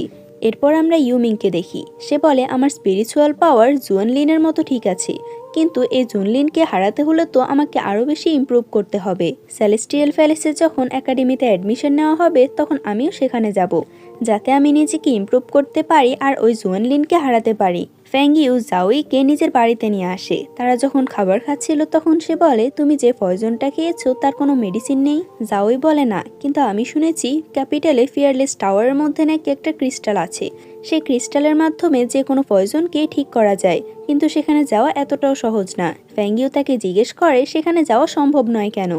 জাওই বলে, কারণ সে টাওয়ারটা অনেক বেশি উঁচু, ওখানে উঠতে উঠতে তোমার অবস্থা খারাপ হয়ে যাবে, আর ওখানে তো অনেক বেশি গার্ডও আছে। এই গার্ডগুলোকে মেরে আবার উপরে ওঠা, এটা তো কারোর পক্ষে পসিবল না, তাই আমি যেভাবে আছি সেভাবে ভালো আছি। তার কথা শুনে আমরা ফ্যাংইউকে খুশি হতে দেখি না, অর্থাৎ সে মনে মনে এবার ভেবেই রেখেছিল সে ওই টাওয়ার থেকে ক্রিস্টালটা নিয়ে আসবে। এরপর আমরা জুয়োকে দেখি যে রানীর কাছে এসে বলে, আমার ছোট বোনকে আমি খুঁজে পেয়েছি, তাকে যে পয়জনটা দেওয়া হয়েছিল এর জন্য তো সে অনেক বেশি খাবার খায়, তাই তার এমন অবস্থা, আমি যে কোনো মূল্যে এটার অ্যান্টিডোট চাই। আমরা তখন জানতে পারি জাওই হচ্ছে এই জুয়োর বোন। যাই হোক, রানী বলে, আমি জানি না এই পয়জনটার অ্যান্টিডোট কোথায় পাওয়া যাবে, কারণ এটা অনেক রেয়ার, কিন্তু তুমি পিয়ারলেস টাওয়ারে কেন যাচ্ছ না? জুয়ো বলে, সে টাওয়ারে যাওয়া মানে একটা চ্যালেঞ্জ, কারণ প্রথমত সে টাওয়ারে উঠতে হলে প্রত্যেকটা ফ্লোরে অনেক বেশি গার্ড থাকে, আর এত বড় টাওয়ার যে ওখানে উঠতে উঠতে আর সে গার্ডগুলোকে মারতে মারতেই তো সমস্ত স্পিরিচুয়াল এনার্জিগুলোই শেষ হয়ে যাবে, আমি সে টাওয়ার উপর পর্যন্ত পৌঁছাতে পারবো না। এমনকি আমি এটাও শুনেছি যে ওই চ্যালেঞ্জটা ক্রস করতে পারে না, তার সমস্ত স্পিরিচুয়াল পাওয়ারগুলো সবসময়ের জন্য চলে যায়। রানী বলে, তুমি ঠিক বলেছ, কিন্তু কিছু পেতে হলে তো কিছু স্যাক্রিফাইস করতে হয়। অন্যদিকে আমরা ফ্যাংইউকে দেখি যে ওই পিয়ারলেস টাওয়ার কাছে পৌঁছে গিয়েছে। ভিতরে যাওয়ার আগে সেখানে জুনলিন চলে আসে। সে তাকে একটা পাহাড়ের কিনারায় নিয়ে যায় আর বলে, আমি জানি তুমি ফ্যাং ফ্যামিলিতে থাকতে অনেক বেশি আনকমফোর্টেবল ফিল করছো, কিন্তু তুমি চাইলে আমি তোমার জন্য এখানে একটা ঘর বানিয়ে দিতে পারি। ফ্যাংইউ বলে, তুমি আমার জন্য এত কিছু কেন করছো? জুনলিন বলে, কখনো কখনো আমার মনে হয় তুমি আমার সাথে অনেক বেশি ভালো আচরণ করছো, কিন্তু কখনো মনে হয় তুমি অন্য একটা মেয়ে। তুমি আসলে চাওটা কি? ফ্যাংইউ বলে, আমাদের মধ্যে যা হচ্ছে সবকিছু অনেক তাড়াতাড়ি তাড়াতাড়ি হয়ে যাচ্ছে। সে বলে আমি জানি যেহেতু তুমি আমার স্পিরিচুয়াল প্রিন্সেস হবে তাই আমাদের দুজনের একসাথে সময় কাটানো উচিত। ফ্যাংইউ বলে আমি জানি আমি তোমাকে অনেক বেশি পছন্দ করি, কিন্তু তার মানে এই নয় যে আমি তোমার স্পিরিচুয়াল প্রিন্সেস হব, সেটার জন্য এখনও প্রস্তুত নয়। বলে সে চলে যেতে চাইলে জুনলিন তাকে জড়িয়ে ধরে, কারণ ফ্যাংইউ তাকে পছন্দ করেছে এটা শুনে জুনলিন অনেক বেশি খুশি হয়। ফ্যাংইউ এরপর পিয়ারলেস টাওয়ারের ব্যাপারে অনেক স্টাডি করে। তখন সে জানতে পারে সেখানে 4টা ব্যারিয়ার আছে। প্রথম জন যে একজন কাল্টিভেটর, দ্বিতীয় জনের মাইন্ড পাওয়ার অনেক ক্ষমতা রয়েছে, তৃতীয় জন হচ্ছে অনেক বেশি রুট আর সে এক আঘাতে একটা মানুষের 2 টুকরো করে দিতে পারে। কিন্তু 4 নাম্বারটার ব্যাপারে সেখানে কোনো কিছুই লেখা নেই। ফ্যাংইউ ভাবে জুনলিন হয়তো এই 4 নাম্বারটার ব্যাপারে জানে। তার কিছু বলার আগে জুনলিন তাকে বলে আমি চাই তুমি সেলেস্টিয়াল একাডেমিতে অ্যাডমিশন নাও, সেখানে যাওয়ার পর তুমি আবারও হাই র্যাঙ্কের একজন কাল্টিভেটর হতে পারবে। আমি আমার মাকে যখন তোমার ব্যাপারে বলেছিলাম সে বলেছিল আমি যাকে পছন্দ করি সে যেন অনেক হাই র্যাঙ্কের একজন কাল্টিভেটর হয়। ফ্যাংইউ বলে যদি আমার কাল্টিভেশন হাই র্যাঙ্কের না থাকে তাহলে কি তুমি আমাকে নিজের যোগ্য মনে করবে না? তাছাড়া তোমার মা কাকে চুজ করেছে? আমার তো মনে হয় জুয়োকে, যার নাম শুনে আবারও জুনলিন রেগে যায় আর বলে সে কাকে চুজ করেছে এটা দেখার বিষয় না, দেখার বিষয় হচ্ছে আমি যাকে পছন্দ করি আমি তাকেই বিয়ে করব। ফ্যাংইউ বলে আমি যদি হাই লেভেলের একজন কাল্টিভেটর হই তাহলে তুমি আমাকে বিয়ে করতে পারবে। আমি তোমাকে বিয়ে করার জন্য একজন কাল্টিভেটর হতে চাই না, আমি নিজের জন্য এটা করতে চাই। এটা বলে সে রেগে ওখান থেকে বেরিয়ে আসে। আসার পর তার সাথে ইউমিংয়ের দেখা হয়। সে বলে তোমার কি হয়েছে? কিন্তু সে ফ্যাংইউর মাইন্ড পড়ে বুঝতে পারে সে পিয়ারলেস টাওয়ারের ব্যাপারে খোঁজ করছে। ইউমিং বলে তুমি যদি চাও তাহলে পিয়ারলেস টাওয়ারের ব্যাপারে আমি তোমাকে সাহায্য করতে পারি। দূর থেকে দাঁড়িয়ে জুয়ানো আবার এদের দুজনকে দেখছিল। এরপর আমাদের 3 দিন পরে সিন দেখানো হয় যেখানে ফ্যাংইউ পুরোপুরি তৈরি ছিল পিয়ারলেস টাওয়ারে যাওয়ার জন্য। সে বলে জাওইয়ের এই অবস্থা শুধুমাত্র আমার জন্যই হয়েছে, তাই আমি এটার অ্যান্টিডোট অবশ্যই খুঁজবো। তার মা আর তার মেট তাকে না করলেও সে কারো কথাই শুনে না আর পিয়ারলেস টাওয়ারে চলে আসে, যেখানে তার সাথে প্রথম ব্যারিয়ারের যে লোকটা ছিল তার দেখা হয়। সে বারবার মিউজিক বাজিয়ে যাচ্ছিল। সে তখন তাকে কিছু প্রশ্ন করে। তার মিউজিক বাজানোর জন্য ফ্যাংইউ প্রথমত একটু কনফিউজড হয়ে যায়, কিন্তু পরে খুব সহজে এটার উত্তর দেয়, যেটা শুনে আবার এই লোকটা অনেক বেশি খুশি হয় আর বলে আমি তোমাকে একটা কথা বলতে চাই, তোমার আর সামনের দিকে আগানো উচিত হবে না। ফ্যাংইউ বলে আমি জানি, কিন্তু আমি আমার বন্ধুর জন্য সবকিছুই করতে পারি। এটা বলে সে উপরে চলে যায়, যেখানে তার সাথে দ্বিতীয় ব্যারিয়ারের লোকটির দেখা হয়। কিন্তু এখানে সবকিছু অন্ধকার ছিল আর এর মধ্যে তার উপর কেউ অ্যাটাক করে, যার ফলে তার হাতেও একটু কেটে গিয়েছে। ব্যারিয়ারের লোকটা তার কানের কাছে এসে বলে আমি এখানেই আছি, তুমি আমাকে দেখবে না কিন্তু আমি তোমাকে দেখতে পাই, আমি চাই তুমি আমাকে খুঁজে বের করো। অন্যদিকে আমরা ফ্যাংইউকে দেখি যে জুয়ানের সাথে তলোয়ার প্র্যাকটিস করছিল। জুয়ানলিনের মন তো এ তলোয়ার প্র্যাকটিসের মধ্যে ছিল না। যাই হোক তখন সেখানে ফ্যাংজি আসে। সে বলে ফ্যাংইউ সেই পিয়ারলেস টাওয়ারের উপর গিয়েছে। এটা শুনে জুনলিন অনেক টেনশনে পড়ে যায়। ফ্যাংইউ এদিকে ব্যারিয়ারের লোকটার কথা ভালোভাবে শোনার চেষ্টা করছে। সে তখন এখানে একটা পাখি বের করে, যে পাখিটার আওয়াজ তো অনেক বেশি ছিল, যেটা বাইরে পর্যন্ত যাচ্ছিল। ইউমিং এটা শুনে বুঝতে পারে ফ্যাংইউ তার প্রথম ব্যারিয়ারটা ক্রস করে ফেলেছে।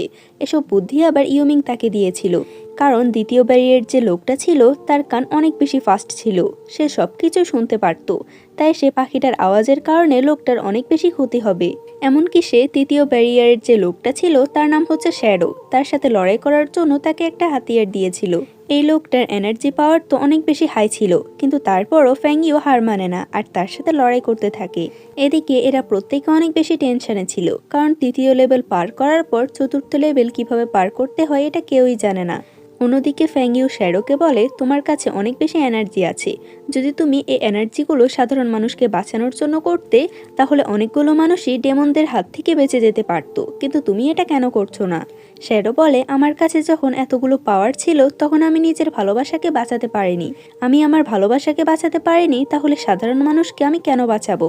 আমরা তখন তার প্রেমিকাকে দেখতে পাই যে হয়তো মারা গিয়েছে। শ্যাডো যখন ইমোশনাল হয়ে পড়ে তখন এটার সুযোগ নিয়ে ফ্যাংইউ নিজের তলোয়ার দিয়ে তাকে আটকায়, কিন্তু তাকে মারে না। শ্যাডো বলে তুমি চাইলে আমাকে মারতে পারতে, কিন্তু আমাকে কেন মারছো না? সে বলে কারণ আমার তোমার সাথে কোনো শত্রুতা নেই, আমি এখানে আমার বন্ধুর জন্য এসেছি, তাই আমি তোমাকে মারবো না। থার্ড লেভেল সে জিতে যাওয়ার পর সে এরপর এই টাওয়ার ওনারের কাছে চলে যায়। অন্যদিকে আমরা জুনলিনকে দেখি যে একটা লোকের কাছে এসেছিল। এই লোকটাও আগে পিয়ারলেস টাওয়ারের 3টা লেভেল পার করেছে, তাই সে জিজ্ঞেস করতে এসেছে চতুর্থ লেভেল কেমন হয়। সে বলে চতুর্থ লেভেলে অনেক বেশি লোভ দেখানো হয় সে মানুষটাকে যে এই তৃতীয় লেভেলটা পার করেছে। সে একবার এসব কথার মধ্যে ফেঁসে গেলে যে উদ্দেশ্যের জন্য সে গিয়েছিল তার কখনোই পূরণ করতে পারবে না। এদিকে সে ওনারটা ফ্যাংইউকে অনেক বেশি স্বর্ণ দেয় আর তাকে বলে এখান থেকে চলে যাওয়ার জন্য।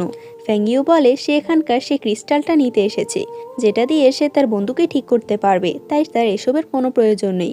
কিন্তু সেই লোকটা তার চারপাশে একটা ব্যারিয়ার ক্রিয়েট করে আর তাকে বারবার ভয় দেখাতে থাকে এখান থেকে চলে যাওয়ার জন্য।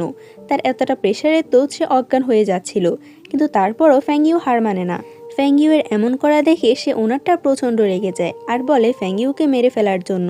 তখন সেখানে শ্যাডো চলে আসে আর সে ফ্যাংইউকে বাঁচিয়ে নেয়। সে ওনারটা ফ্যাংইউকে আবারও মারতে যাবে তার আগে জুনলিন তার গলা তলোয়ার ধরে।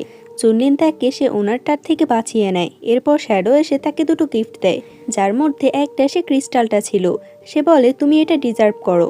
ফ্যাংইউ এটা দেখে অনেক খুশি হয়। সে বাহিরে এসে জাওইকে এটা দিয়ে বলে এবার তুমি সম্পূর্ণ ঠিক হয়ে যাবে। রাতের বেলা ইউমিং ইয়ান মেনশনে ঢোকার চেষ্টা করে, কিন্তু সেখানে তখন জুনলিনের গ্র্যান্ডফাদারকে দেখে ফেলে, তাই সে সেখান থেকে সরে যায়। অন্যদিকে আমরা ফ্যাংইউকে দেখি যে এখানেই ছিল। জুনলিন তার জন্য অনেক বেশি টেনশন করছিল, তাই ফ্যাংইউ তাকে সরি বলে। জুনলিন তাকে নিজের কাছে টেনে বলে তুমি নিজেকে কি ভাবো? নিজেকে এতটা রিস্কের মধ্যে রেখে তুমি কি নিজের স্পিরিচুয়াল পাওয়ারগুলো বাড়াতে গিয়েছো? ফ্যাংইউ বলে সে তো তার বন্ধুর জন্য ওখানে গিয়েছিল। জুনলিন বলে যাই হোক, আমার কাছে তুমি সব থেকে বেশি ইম্পর্টেন্ট। যেটা শুনে আবার ফ্যাংইউর অনেক ভালো লাগে আর সে তাকে জড়িয়ে ধরে। এসব কিছু তখন আবার ইউমিংও দেখে নেয়, তার অনেক বেশি খারাপ লাগে আর আমারও ইউমিংয়ের জন্য অনেক খারাপ লাগছিল। ইউমিং সব কিছু ভোলার জন্য ড্রিঙ্ক করতে আসে, যেখানে আমরা আগে থেকে জুয়োকে দেখি। তারা একসাথে ড্রিঙ্ক করতে থাকে আর নিজেদের যতগুলো দুঃখের কথা আছে সবগুলো শেয়ার করতে থাকে। পরদিন আমরা জাওইকে দেখি, যে কিনা ওই ক্রিস্টালের কারণে আবার আগের মতো নর্মাল হয়ে গিয়েছে। জাওই এতটাই খুশি ছিল যে সে পুরো প্যালেস ঘুরতে থাকে। এদিকে ইউমিং এখনও ইয়ান মেনশনেই আছে। এখন পর্যন্ত সে সবার কাছ থেকে লুকিয়ে রয়েছে, কিন্তু হঠাৎ করে সে ভুলবশত ফ্যাংইউয়ের রুমে ঢুকে যায় আর তাকে চিৎকার করার আগে তার মুখ চেপে ধরে। তখন লিয়ান কিছু গার্ডদেরকে নিয়ে আসে আর বলে ইয়ান মেনশনে কাল রাতে একটা চোর ঢুকেছে, তাই আমরা প্রত্যেকের রুম চেক করছি। ফ্যাংইউ বলে তোমরা এখান থেকে চলে যাবে নাকি আমি তোমাদেরকে ধাক্কা দিয়ে এখান থেকে বের করব, কারণ আমি চাই না কেউই আমার রুম চেক করুক। লিয়ান এখন আর ফ্যাংইউর সাথে পেরে উঠবে না, তাই সে সুন্দর মতো সেখান থেকে চলে যায়। এসব আবার ইউমিং শুনে বলে সে কি তোমাকে সবসময় এরকম বিরক্ত করে? ফ্যাংইউ বলে তার কথা বাদ দাও, কিন্তু তুমি এখানে কেন এসেছো? ইউমিং বলে কারণ আমি তোমাকে অনেক বেশি মিস করছিলাম। সামনে দিয়ে আসলে প্রত্যেকে আমাকে দেখে ফেলতো, কিন্তু এখানে লুকিয়ে এসেছি তোমাকে দেখার জন্য। ফ্যাংইউ বলে সবাই দেখলেও কোনো সমস্যা হতো না, কারণ আমি তোমাকে একজন বন্ধু ভাবি। যদিও তুমি ডার্ক নাইট কোর্ট থেকে, তারপরও তুমি অনেক ভালো। ইউমিং সেখান থেকে চলে যাওয়ার সময় ফ্যাংইউ তাকে একটা মিউজিক নোট দেয়, যেটা তাকে শ্যাডো দিয়েছিল। সে বলে শ্যাডো আমাকে সে ক্রিস্টালের সাথে এই গিফটও দিয়েছে। যেহেতু আমি মিউজিক বাজাতে পারি না, তাই আমার এটার কোনো প্রয়োজন নেই।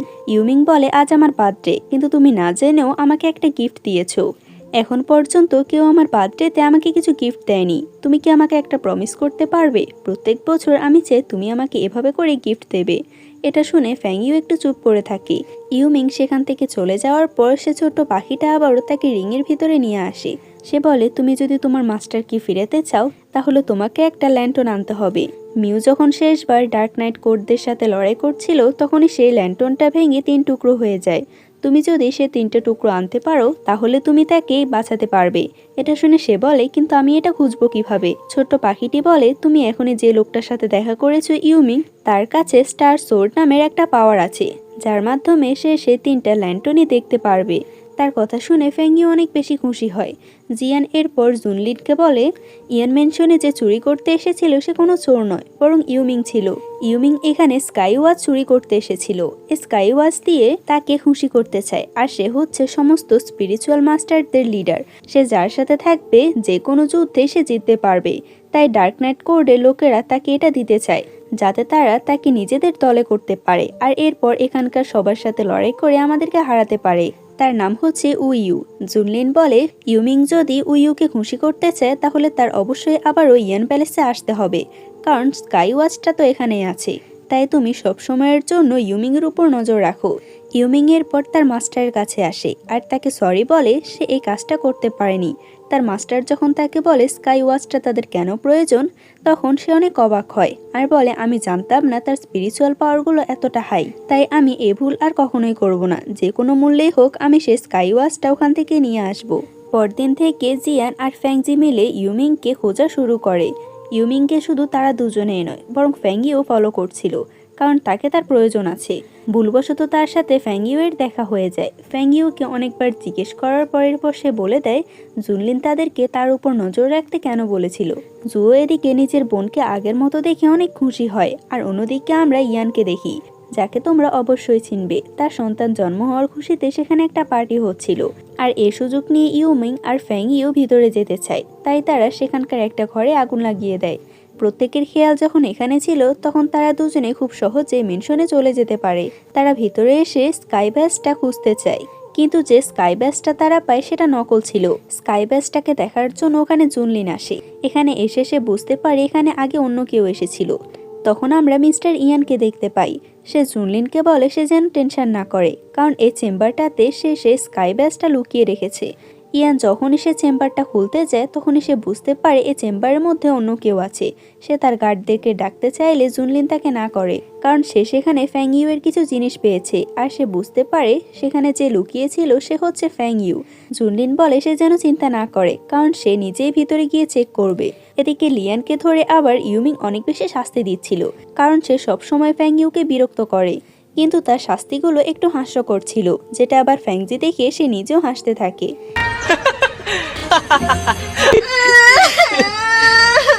এদিকে এরা দুজনে এখানে সে আসল স্কাই ব্যাসটা পেয়ে যায়, যেটা দেখে আবার ফ্যাংইও এটাকে বারবার দেখছিল। ইউমিং বলে তোমার কি এটা প্রয়োজন আছে? ফ্যাংইও বলে হ্যাঁ, কারণ আমি যে ল্যান্টনটা খুঁজছিলাম তার মধ্যে একটা টুকরো এটার মধ্যে আছে। তারা দুজনের একজনও জানতো না জুনলিন তাদের পেছনে দাঁড়িয়ে আছে। সে যখন তাদের সামনে আসে তখন ইউমিং ভয় পেয়ে ফ্যাংইউয়ের গলা চেপে ধরে। জুনলিন বলে এসব নাটক করার প্রয়োজন নেই, কারণ আমি জানি তুমি ফ্যাংইউয়ের কোনো ক্ষতি করবে না। আমি তোমাকে একটা সিক্রেট রাস্তা বলে দেব, যার ফলে তুমি এখান থেকে বের হতে পারবে। আর আমি বাইরের ইয়ানকে বলবো যে চোর পালিয়ে গিয়েছে, কিন্তু তুমি এখান থেকে স্কাই ব্যাসটা নিয়ে যেতে পারবে না। এরপর তারা দুজনে লড়াই করতে শুরু করে। মিস্টার ইয়ান ভাবছিল জুনলিন হয়তো সে চোরটাকে ধরে ফেলেছে। জুনলিন এরপর ইউমিংকে সে সিক্রেট রাস্তাটা বলে দেয়। ইউমিং ফ্যাংইউকেও তার সাথে নিয়ে যেতে চায়, কিন্তু জুনলিন তাকে যেতে দেয় না। এরপর সে ওখান থেকে চলে যাওয়ার পর জুনলিন ফ্যাংইউকে জিজ্ঞেস করে আমি তোমাকে শেষবারের মতো জিজ্ঞেস করছি, ডার্ক নাইট কোট আর তাদের প্রিন্স ইউমিংয়ের সাথে তোমার কি সম্পর্ক? ফ্যাংইউ বলে আমার তার সাথে কোনো সম্পর্ক নেই, আমি এই স্কাই ব্যাসটা নিতে চেয়েছি, আর আমার ইউমিংয়ের কিছু সাহায্যের প্রয়োজন। জুনলিন বলে তুমি তার সাথে মিলে স্কাই ব্যাসটা চুরি করতে এসেছো, এটাতে আমার কোনো সমস্যা নেই, কিন্তু আমার এই বিষয়টা অনেক বেশি খারাপ লাগে। যখন তোমার কিছু প্রয়োজন হয় তখন তুমি ইউমিংয়ের কাছে সাহায্য চাও, কিন্তু আমাকে একবারও বলো না। প্ল্যান অনুযায়ী জুনলিন বাহিরে এসে বলে তার স্পিরিচুয়াল এনার্জি সে চোরের মতোই ছিল, তাই সে তার সাথে লড়াই করতে পারেনি। জুনলিন এরপর ফ্যাংইউকে বলে সে ওই স্কাই ব্যাসটা কেনার অনেক চেষ্টা করেছে, কিন্তু মিস্টার ইয়ান এটাকে বিক্রি করবে না, তাই আমাদেরকে অন্য কিছু প্ল্যান করতে হবে। অন্যদিকে ইউমিং কিছুদিন যাবৎ টাস্কগুলোকে পূরণ করতে পারেনি, তাই তার মাস্টার তাকে শাস্তি দেয়। ইউমিং তাকে এবারেও সরি বলে, আর বলে তাকে আরেকটা সুযোগ দেওয়ার জন্য। জুনলিন এদিকে ফ্যাংইউয়ের কাছে এসে বলে মিস্টার ইয়ান আমাকে স্কাই ব্যাসটা দিয়ে দিয়েছে, যেটা শুনে সে অনেক অবাক হয়, আর বলে তুমি এমন কি করেছো যে সে তোমাকে সে স্কাই ব্যাসটা এমনিতেই দিয়ে দিয়েছে। জুনলিন বলে আমি তোমাকে এটা বলবো না, এটা হচ্ছে সিক্রেট, আমি তোমাকে এটা দিয়ে দিতে পারবো, কিন্তু তার আগে তুমি বলো তোমার এটার কেন প্রয়োজন। ফ্যাংইউ বলে সে বলতে পারবে না, যখন সময় আসবে তখন সে তাকে জানিয়ে দেবে। জুনলিন বলে তুমি ইউমিংয়ের বার্থডের সময় তাকে গিফট দিয়েছো, সেদিন তো আমারও বার্থডে ছিল, তাহলে আমার গিফট কোথায়?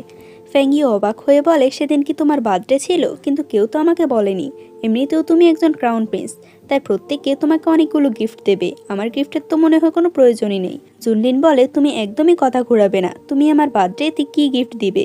ফ্যাংইউ বলে তুমি আমার কাছ থেকে কি চাও? জুনলিন তার কাছে এসে বলে সেলেস্টিয়াল প্যালেসের যে এক্সামটা হবে তা তুমি পাশ করে নাও, তাহলে আমি তোমাকে সে স্কাই ব্যাসটা দিয়ে দেব।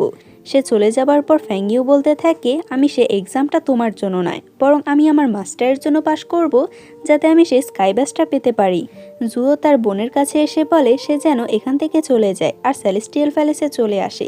জাওই বলে যখন আমার সব থেকে বেশি প্রয়োজন ছিল সেলেস্টিয়াল প্যালেসে থাকা, তখন তারা আমাকে একটা বোঝ মনে করে বের করে দিয়েছে, কিন্তু আমি সেখানে এখন যেতে চাই না। জাও বলে কিন্তু আমি চাই সেলেস্টিয়াল প্যালেসের যে এক্সাম হবে তুমি সেটা পাশ করো। জাওই বলে আমি এক্সামটা দিতে পারবো ঠিকই, কিন্তু এটা পাশ করবো কিনা আমি নিজেও জানি না। ফ্যাংইউ ইউমিংকে তার বার্থডে গিফট দিয়েছে সেই মিউজিক নোটটা। এটাতে তো জুনলিন অনেক বেশি জেলাস, আর সে এতটা জেলাস করছিল যে সে ইউমিংয়ের কাছে চলে আসে সেই মিউজিক নোটটা নেওয়ার জন্য। কিন্তু ইউমিংয়ের অবস্থা অনেক বেশি খারাপ ছিল, তাই সে ঘুমিয়েছিল। জুনলিন ঘুমন্ত অবস্থায় ইউমিংয়ের কাছ থেকে মিউজিক নোটটা নিতে চায়, কিন্তু সে বলে যাই হোক আমি এটা কেন নিব। কিন্তু ইউমিং তখন ফ্যাং ইউয়ের নাম নেয়, যেটা শুনে তো আবার জুনলিন রেগে যায়, আর সে কালি দিয়ে তার মাথার উপরে লিখে দেয় ফ্যাং ইউ শুধু আমার হবে, তুমি তাকে স্বপ্নেও পেতে পারবে না। আমার কাছে তো এদের জেলাসগুলোই অনেক বেশি ফানি লাগছিল। যাই হোক, রানী এদিকে বলছিল আমার মনে হয় আমার ছেলে যে মেয়েটাকে পছন্দ করেছে সে হচ্ছে ফ্যাং ইউ, কিন্তু আমি চাই না সে স্পিরিচুয়াল প্রিন্সেস হোক। তার গার্ড বলে সে এর জন্য কি করতে চায়। রানী বলে এই এক্সামটা তো ইউ নেবে, যার কাছে স্পিরিচুয়াল পাওয়ারের কোনো কমতি নেই। তুমি গিয়ে জুয়োকে বলো সে যেন উইউর সাথে দেখা করে। জুয়ো অনেক বেশি স্মার্ট, আর সে জানে সে ওখানে গিয়ে কি করবে। জুনলিনের কাছে এরপর ফ্যাং ইউ আসে। জুনলিন বলে তুমি যদি সে স্কাই ব্যাচটা নিতে চাও তাহলে তোমাকে আগে সে এক্সামটা পাশ করতে হবে, তাছাড়া আমি তোমাকে এটা দেব না। ফ্যাং ইউ বলে আমি তোমাকে এটা বলতে আসিনি, আমি জানি না তুমি কেন তোমার বার্থডের ব্যাপারে আমাকে কিছুই বলনি। জুনলিন বলে কারণ আমার বার্থডে আমার পছন্দ না। ফ্যাং ইউ বলে তুমি আমার কাছে সব কিছু বলতে পারো যে তোমার সাথে কি হয়েছে, তোমার এটা পছন্দ না। জুনলিন বলে কারণ আমার মা অনেক বেশি সুন্দর ছিল, কিন্তু আমার জন্মের সময় সে মারা গিয়েছে। আমার কাছে তার একটা পোর্ট্রেট ছিল, আমি সেটা বারবার দেখেছি, কিন্তু সেটা আমি এতবার দেখেছিলাম যে বলতেও পারবো না যে সে আসলে কেমন। যদি আমার জন্ম না হতো তাহলে হয়তো আজ আমার মা বেঁচে থাকতে পারতো। ফ্যাং ইউ তাকে সান্ত্বনা দিয়ে বলে এতে তার কোনো দোষ ছিল না। অন্যদিকে আমরা জুয়োকে দেখি যে রানীর সাথে দেখা করতে এসেছে। সে বলে ফ্যাং ইউ আবার ওর নিজের কাল্টিভেশনগুলো শুরু করেছে, এমনকি জুনলিন তো সবসময় তার সাথে দেখা করে। আমার তো মনে হচ্ছে তারা দুজন অনেক বেশি ক্লোজ। রানী বলে তোমার এটা নিয়ে একদমই চিন্তা করার প্রয়োজন নেই। তুমি উইউর নাম তো অবশ্যই শুনেছ, স্পিরিচুয়াল পাওয়ারের দিক থেকে তার পাওয়ারগুলো অনেক বেশি হাই, তাই তুমি যদি তার থেকে কিছু শিখতে পারো তাহলে তুমি অবশ্যই ফ্যাং ইউকে হারাতে পারবে। এদিকে জুনলিন অনেক বেশি ড্রিঙ্ক করার কারণে অনেক ড্রাঙ্ক হয়ে গিয়েছিল। ফ্যাং ইউ তাকে ফ্যাংজির ঘরে শুইয়ে দেয়, আর ফ্যাংজিকে জিজ্ঞেস করে সে স্কাই ব্যাচটা কোথায় আছে। ফ্যাংজি বলে আমি এটা জানি, কিন্তু আমি তোমাকে কখনোই বলবো না সেটা কোথায় আছে। পরদিন সকালে তার জ্ঞান ফিরলে ফ্যাং ইউ তার জন্য নাস্তা রেডি করে। তার এসব আচরণ জুনলিনের একটু সন্দেহ লাগে, আর সে তাকে তার কাছে টেনে বলে তুমি আসলে কি চাও। ফ্যাং ইউ বলে সে তো কিছুই চায় না। সে তাকে একটা ডায়েরি দিয়ে যায়, যে ডায়েরিটার মধ্যে একটা পেন্টিং করা ছিল। এই পেন্টিংটা দেখে জুনলিন খুশি হয়ে যায়। জুয়ান এদিকে ফ্যাং ইউকে খুঁজতে আসে, আর সে ফ্যাং ইউয়ের মেটকে তার ব্যাপারে জিজ্ঞেস করে। সে প্রথমে জাওইকে চিনতে পারে না, তাই সে তার দিকে খেয়াল করে না, কিন্তু পরে যখন চিনতে পারে তখন সে অনেক অবাক হয়। সে বলে আমি তোমাকে চিনতে পারিনি, কিন্তু তুমি আমাকে কিভাবে চিনতে পেরেছো। জাওই বলে কারণ তুমি আমার সাথে আগেও দেখা করেছো। তারা তিনজনের পর মার্কেটে যায়। সেখানে কিছু লাকি স্টোন দেখতে পেয়ে ফ্যাং ইউয়ের মেট তার জন্য এটা কিনে নেয়, আর জুয়ানিও সে লাকি স্টোনগুলো কিনে, কিন্তু তার জন্য নয়, বরং সেইগুলো জুয়ানকে দিয়ে দেয়। জুয়ান এটা দেখে অনেক খুশি হয়, আর আমরা বুঝতে পারি জাওই আর জুয়ান হয়তো একে অপরকে পছন্দ করতে শুরু করেছে। তখনই সেখানে একটা ঘোড়া চলে আসে, যার নিজের উপর কোনো নিয়ন্ত্রণ ছিল না। ঘোড়াটা যখনই জাওইকে আঘাত করতে যাবে তার আগে জুয়ান তাকে বাঁচিয়ে নেয়। এরপর সে একটি বাচ্চাকে আঘাত করার আগে ফ্যাং ইউ সে বাচ্চাটিকে বাঁচিয়ে নেয়, কিন্তু ঘোড়াটি তাকে আঘাত করার আগে একটা লোক তাকে বাঁচিয়ে নেয়, যে অন্য কেউ ছিল না, বরং এ হচ্ছে উইউ। উইউ ফ্যাং ইউকে বলে তুমি অন্যের জীবন বাঁচাবে এটা ভালো কথা, কিন্তু তার মানে এই নয় যে তুমি নিজের জীবনও ঝুঁকিতে ফেলবে। উইউর কাছে এরপর আমরা জুয়োকে দেখতে পাই। সে তাকে রিকোয়েস্ট করে উইউ যেন তাকে নিজের স্টুডেন্ট বানিয়ে নেয়। উইউ তার কথাতে রাজি হয় না, আর বলে তুমি এমনিতেও অনেক বেশি স্ট্রং, তাই আমার স্টুডেন্ট হওয়ার তোমার কোনো প্রয়োজন নেই। ফ্যাং ইউ এদিকে উইউর ব্যাপারে ভাবছিল।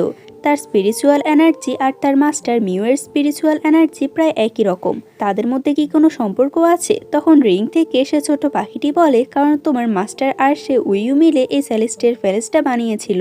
ফ্যাং ইউ বলে আমার এখন একটাই উদ্দেশ্য স্টার শটটা আমার নেওয়ার, কিন্তু এটার জন্য আমাকে আগে সে একাডেমিতে অ্যাডমিশন নিতে হবে, তাহলে হয়তো উইউর কাছ থেকে আমি সে সর্ডের ব্যাপারে জানতে পারবো। জুনলিন যখন তাকে এক্সামের কথা বলে তখন সে সহজে রাজি হয়ে যায়। এটা শুনে জুনলিন খুশি হয়ে যায়, আর বলে এখন থেকে সে এক্সামে পাশ হওয়ার জন্য আমি তোমার সমস্ত দায়িত্ব নেব। সে তো তাকে এক গাদা বই ধরিয়ে দেয়, আর বলে রাত দিন এগুলো পড়ে শেষ করো। বেচারির ফ্যাং ইউর তো এতগুলো বই পড়তে পড়তে অবস্থা খারাপ হয়ে গিয়েছে। তখন কেউ একটা আওয়াজ দেয়, আর বাহিরে গিয়ে দেখে এটা হচ্ছে ইউমি। সে বলে এসব বই পড়লে তুমি কখনোই এক্সামে পাশ হতে পারবে না, কারণ তোমার এজন্য এক্সপিরিয়েন্স লাগবে। ফ্যাং ইউ বলে তুমি আমাকে বিরক্ত করা বন্ধ করো, কারণ আমার এক্সাম আছে তাই আমাকে পড়তে হবে। ইউমিং বলে তুমি যদি এই এক্সামে পাশ হতে চাও তাহলে অবশ্যই উইউর হেল্প লাগবে। আর সে হচ্ছে বাওয়ের অনেক ভালো ফ্রেন্ড। বাও হচ্ছে সেই লোকটা যে কিনা ফ্যাংইউকে মেডিকেল স্কিল শিখিয়েছিল। তার নাম শুনে সে এরপর উইউর কাছে চলে যায় আর তাকে বাওয়ের নাম করে অনেক কথা বলতে থাকে। বাওয়ের নাম শুনে তো সে উইউ অনেক বেশি খুশি হয় আর নিজের বন্ধুর অনেক বেশি প্রশংসা করতে থাকে। ফ্যাংইউ ইচ্ছা করে তাকে একটা মেডিসিনের বই গিফট করে যেটা কিনা ওল্ড ফ্যাংয়ের প্রয়োজন ছিল। ফ্যাংইউ এরপর ওল্ড ফ্যাংয়ের কাছে আসে আর বলে সে তার জন্য মেডিসিনের বই তো রেডি করেছে, কিন্তু তার কাছ থেকে এটা ওইও নিয়ে গিয়েছে। যেটা শুনে আবার ওল্ড ফ্যাং অনেক বেশি রেগে যায় আর বলে আমি এখনই তার থেকে এটা নিয়ে আসছি। তার যাওয়ার পর জিয়ান তাকে ধরে ফেলে আর বলে আমি বুঝতে পেরেছি তুমি কি করতে চাও। ফ্যাংইউ বলে চুপচাপ আমাকে ফলো করো। ওল্ড ফ্যাং উইউর কাছে এসে বলে তোমার কাছে যে মেডিসিনের বইটা আছে সেটা ফ্যাংইউ আমার জন্য এনেছে, তাই তুমি এটা আমাকে দিয়ে দাও। এই কথাটা আবার উইউ বলে। সে বলে তুমি মিথ্যে বলছো, কারণ ফ্যাংইউ এটা আমাকে গিফট করেছে। তাদের দুজনের মধ্যে এটা নিয়ে অনেক ঝগড়া লেগে যায়। তাদের স্পিরিচুয়াল পাওয়ার দেখে ফ্যাংইউ অনেক বেশি অবাক হয়, কিন্তু তারা কিভাবে লড়াই করছিল সেটা ভালোভাবে খেয়াল করে। রানী এদিকে উইউর সাথে ডিনার করার জন্য বসে রয়েছে। তখন তার গার্ড এসে বলে উইউ তাদের ডিনার করার কথা না করে দিয়েছে, সে অন্য একদিন তার সাথে ডিনার করবে। এটা শুনে রানীর অনেক রাগ হয়, সে অপমান বোধ করতে থাকে। তাই সে তার গার্ডকে বলে সে যেহেতু আমাকে এতটা অপমান করেছে তাই এর জন্য তাকে পস্তাতে হবে। সে তার গার্ডকে বলে এখনই গার্ড পাঠাতে, যাতে তারা তাকে মারতে পারে। এরপর আমরা উইউকে দেখি তার রুমে একটা ধূপ জ্বালানো হয়, যার কারণে তার স্পিরিচুয়াল পাওয়ারগুলো কিছুক্ষণের জন্য কাজ করা বন্ধ করে দেয়। সেখানে আমরা রানীর গার্ডকে দেখি যে উইউর উপর অ্যাটাক করতে আসে, কিন্তু উইউ সে সময় সেখান থেকে চলে যায়। জুনলিন আর জিয়ান কথা বলছিল যে ডার্ক নাইট কোডের সাথে আমাদের এখানকার একজন মিলিত আছে, কিন্তু আমরা জানি না সে কে। তখন তারা উইউকে দৌড়াতে দেখে। তারা তার পিছু নিলে দেখতে পায় উইউকে কিছু গার্ডরা মিলে মারার চেষ্টা করছে। তখন তারা সে গার্ডগুলোর সাথে লড়াই করে আর উইউকে সেখান থেকে নিয়ে আসে। জুনলিন বলে তার উপর যে লোকগুলো অ্যাটাক করেছিল তা নিয়ে সে ইনভেস্টিগেট করতে চায়, কিন্তু উইউ না করে দেয়। পরদিন প্রত্যেকের কম্পিটিশন শুরু হয়। ফ্যাংইউ আর জাওইও এই কম্পিটিশনে আসে। তাদেরকে নিয়ে জুয়োর ছোট বোন মজা করতে থাকে। ফ্যাংইউ বলে আমি তোমাকে চ্যালেঞ্জ করতে পারি যে এই কম্পিটিশনটা আমরাই জিতবো।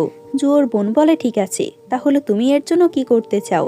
ফ্যাংইউ বলে যদি তুমি হেরে যাও তাহলে তুমি আমাকে সিনিয়র বলে ডাকবে, আর আমি হেরে গেলে আমি এই ক্যাপিটাল ছেড়ে চলে যাব। জুয়োর বোন এটাতে খুশি হয় আর জুয়ো নিজেও এটাতে অনেক খুশি হয়, কিন্তু তার এই খুশিটা কতক্ষণ থাকবে তা তো আমরা কিছুক্ষণ পরে জানতে পারবো। কম্পিটিশনে তাদের প্রথম রাউন্ড হচ্ছে একটা এক্সাম, তাই তারা এই এক্সামটা খুব ভালোভাবে ক্লিয়ার করে। আর সেকেন্ড রাউন্ড হচ্ছে তাদেরকে নিজেদের অপোনেন্টের সাথে লড়াই করতে হবে। যে নিজের অপোনেন্টকে হারিয়ে তার বেলটা নিয়ে নিতে পারবে বা তার বেলটাকে নিচে ফেলতে পারবে সেই জিতে যাবে। প্রথমে ফাইট করতে দেওয়া হয় ইউমিংকে, সে তো খুব সহজে নিজের অপোনেন্টকে হারিয়ে দেয়। আর দ্বিতীয় জন ছিল জাওই, তার অপোনেন্ট হচ্ছে জুয়োর ছোট বোনের মেট। সে নিজেও কোনো কম ছিল না, তাই জাওই প্রথমে একটু ভয় পাচ্ছিল। তখন সে জুয়ানকে দেখে আর মনে মনে বলে আমি তোমাকে পাওয়ার জন্য এই কম্পিটিশন তো অবশ্যই জিতবো। জাওই তার সাথে লড়াই না করে খুব সহজে তাকে হারিয়ে দেয় আর তার বেলটাও নিয়ে নেয়। এটা দেখে বোঝাই যাচ্ছিল সবার থেকে বেশি খুশি জুয়ান হয়েছে। এরপর জুয়ানির সাথে তার অপোনেন্টের লড়াই হয়, কিন্তু সে একবারে তার বেলটা নিয়ে নেয় আর তার অপোনেন্টকে হারিয়ে দেয়। আর এর পরের বার আসে ফ্যাংইউ আর জুয়োর ছোট বোনের। জুয়োর বোন বলে আমরা দুজনেই তো স্পিরিচুয়াল পাওয়ার দিয়ে লড়াই করতে পারি, তাহলে এই অস্ত্রটার কি প্রয়োজন? এটা শুনে ফ্যাংইউ নিজের ফিনিক্স ওয়ার্ডটা রেখে দেয় আর দুজনে নিজেদের স্পিরিচুয়াল পাওয়ার দিয়ে লড়াই করতে থাকে। কিন্তু এখানে ফ্যাংইউর স্পিরিচুয়াল পাওয়ার ছিল ফায়ার আর জুয়োর ছোট বোনের ছিল ওয়াটার। ফ্যাংইউ যতবারই অ্যাটাক করুক না কেন জুয়োর ছোট বোনের কিছুই হচ্ছে না। সে বলে তুমি চাইলে এখানে সবকিছু শেষ করতে পারো, কিন্তু ফ্যাংইউ তাতে রাজি হয় না আর বলে আমি কখনোই তোমার কাছে হার মানব না। সে এরপর আবারও তার উপর অ্যাটাক করার চেষ্টা করে, কিন্তু কোনো লাভ হয় না। উল্টো ফ্যাংইউ নিজে অনেক আহত হয়। তাকে এতটা দুর্বল দেখে জুনলিন নিজেও টেনশন করছিল। অন্যদিকে আমরা উইউকে দেখি যে জানতে পারে ফ্যাংইউর মধ্যে ফিনিক্স ব্লাড আছে। ফ্যাংইউ তো এদিকে বারবার অনেক আহত হচ্ছিল, এমন অবস্থা হচ্ছে যে সে উঠে দাঁড়াতেও পারছিল না। এসব দেখে আবার ইউমিং রেগে যায় আর সেখানে থাকা লোকটিকে বলে তারা কেন এই লড়াইটা বন্ধ করছে না, কারণ জুয়োর ছোট বোন নিজের পার্সোনাল ম্যাটারের কারণে তার উপর অ্যাটাক করছে। সে লোকটা বলে যতক্ষণ পর্যন্ত ফ্যাংইউ নিজের হার না মেনে নেবে ততক্ষণ আমরা কিছুই করতে পারবো না। ফ্যাংইউর অবস্থা এতটাই খারাপ হয়ে যায় সে অজ্ঞান হয়ে পড়ে যাবার আগে জুনলিন তাকে ধরে ফেলে। ফ্যাংইউকে অজ্ঞান দেখে এই লোকটা যখনই জুয়োর ছোট বোনকে উইনার ঘোষণা করতে যাবে তার আগে তারা দেখে ফ্যাংইউর মাথার মধ্যে সেই ফিনিক্স ব্লাডটা, যেটা কিনা অ্যাক্টিভ হয়ে গিয়েছে। আর তখনই আমরা ফ্যাংইউকে দেখি যার অনেক বেশি পাওয়ার চলে এসেছে নিজের মধ্যে। ফ্যাংইউ যখন জুয়োর ছোট বোনকে একেবারে মেরে ফেলবে তার আগে উইও সামনে চলে আসে, না হলে জুয়োর ছোট বোন আজকে মারাই যেত। এত সব কাণ্ড করার পর ফ্যাংইউ নিজে সেখানে অজ্ঞান হয়ে যায়। জুনলিন তখন ফ্যাংইউকে কোলে করে নিজের প্যালেসে নিয়ে আসে, কিন্তু ফ্যাংইউ 3 দিন যাবৎ অজ্ঞান ছিল। 3 দিন পর তার যখন জ্ঞান ফিরে তখন ইউমিং আর জুনলিন দুজনে তার কাছে যেতে চায়। জুনলিন তাকে আটকায় আর বলে সে তার পাশে যেতে পারবে না। ইউমিং বলে, কিন্তু তোমাকে কি সে নিজের গার্ড হিসেবে রেখে দিয়েছে যে তুমি সবসময় আমাকে আটকাচ্ছ? এরা দুজন ফ্যাংইউর সাথে দেখা করার জন্য লড়াই করছে। অন্যদিকে ফ্যাংইউর জ্ঞান ফেরার পরেই সে লিস্ট দেখতে চলে যায় যে সে এই কম্পিটিশনে জিতেছে কিনা। এখানে এসে ফ্যাংইউ দেখতে পায় সেকেন্ড রাউন্ডে সে জিতে গিয়েছে, অর্থাৎ জুনভো একাডেমিতে তার অ্যাডমিশন হয়ে গিয়েছে। জুয়ান এদিকে জাওয়ের জন্য একটা গিফট কিনতে যায়, যেটা আবার ফ্যাংজি দেখে বলে, আমার মনে হয় তুমি জাওয়ের প্রতি একটু বেশি ইন্টারেস্ট। জুয়ান বলে, তুমি তোমার এসব কথা বলা বন্ধ করো আর নিজের কাজে মনোযোগ দাও। ফ্যাংজি বলে, আমি তো সত্য কথাই বলছি, তুমি আজকাল দেখছি তার সাথে বেশি বেশি কথা বলছো আর এখন তার জন্য গিফটও কিনছো। জুয়ান বলে, তার স্পিরিচুয়াল পাওয়ারের ব্যাপারে আমার কাছে জিজ্ঞেস করেছে, তাই আমি এর জন্য তাকে বই কিনে দিচ্ছি। এরপর সে জাওইকে সেই বইটা দিয়ে দেয়। এটা পেয়ে আবার জাওই অনেক বেশি খুশি হয়। অন্যদিকে রানীকে তার গার্ড বলে ফ্যাংইউর স্পিরিচুয়াল এনার্জিগুলো কিভাবে ধীরে ধীরে বাড়ছে আর সে কম্পিটিশনের মধ্যে কি কি করেছে। রানী বলে, আমার তো মনে হয় মিউর মতো তার স্পিরিচুয়াল পাওয়ারগুলো দিন দিন বেড়েই চলেছে। যদি এমন হয় তাহলে আমি কখনোই তাকে স্পিরিচুয়াল প্রিন্সেস বানাবো না। পরদিন তারা প্রত্যেকে একাডেমিতে চলে আসে। ফ্যাংইউ জুয়োর ছোট বোনকে বলে, শর্ত মোতাবেক তুমি আমাকে সবার সামনে সিনিয়র বলে ডাকবে। জুয়ো এসে বলে, আমার বোন তো তোমার সাথে একটু মজা করেছে, তাই তুমি এই বিষয়টা বাদ দাও। তখন জুনলিন জুয়োকে বলে, তাদের দুজনের মধ্যে চ্যালেঞ্জ হয়েছে, তাই আমার মনে হয় তোমার এখানে না আসাই ভালো। তাই ওদের কাজ ওদেরকে করতে দাও।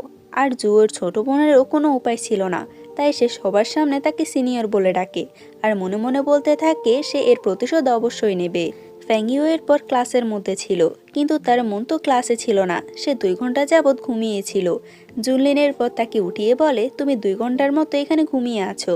ফ্যাংইউ বলে, তাতে কিছু হবে না, কারণ এটা যেহেতু ফার্স্ট ক্লাস ছিল তাই কেউ আমাকে কিছুই বলবে না। জুনলিনের পর নিজের শর্ত মোতাবেক তাকে সে স্কাই ব্যাসটা দিয়ে দেয়।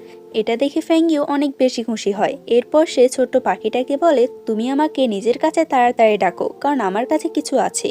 এরপর সে যখন সে স্পিরিচুয়াল রিংয়ের মধ্যে যায় তখন ছোট্ট পাখিটা তার হাতে স্কাই ব্যাসটা দেখে সেটা ফেলে দেয় আর এটা ভেঙে অনেক টুকরো হয়ে যায়। এটা দেখে প্রথমে ফ্যাংইউ অনেক বেশি রেগে যায়, কেননা এটা আনার জন্য ফ্যাংইউকে অনেক কষ্ট করতে হয়েছে। কিন্তু তখন সে খেয়াল করে দেখে এই টুকরোগুলো ধীরে ধীরে জোড়া লেগে একটা স্টোনে পরিণত হয়।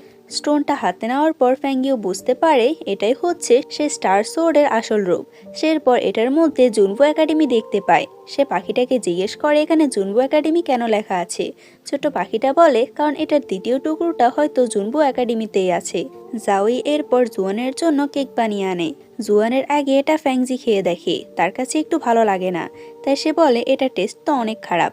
এটা শুনে আবার জাওয়ের অনেক খারাপ লাগে, কারণ সে এটা জুয়ানের জন্য এনেছে। সে মন খারাপ করে চলে গেলে জুয়ান ফ্যাংজিকে অনেক বকা দেয়। সে এতটা কষ্ট করে বানিয়েছে অথচ ফ্যাংজি তার মুখের উপর বলে দিয়েছে এটা খারাপ হয়েছে। জাওইকে মন খারাপ দেখে ফ্যাংইউ তাকে জিজ্ঞেস করে কি হয়েছে।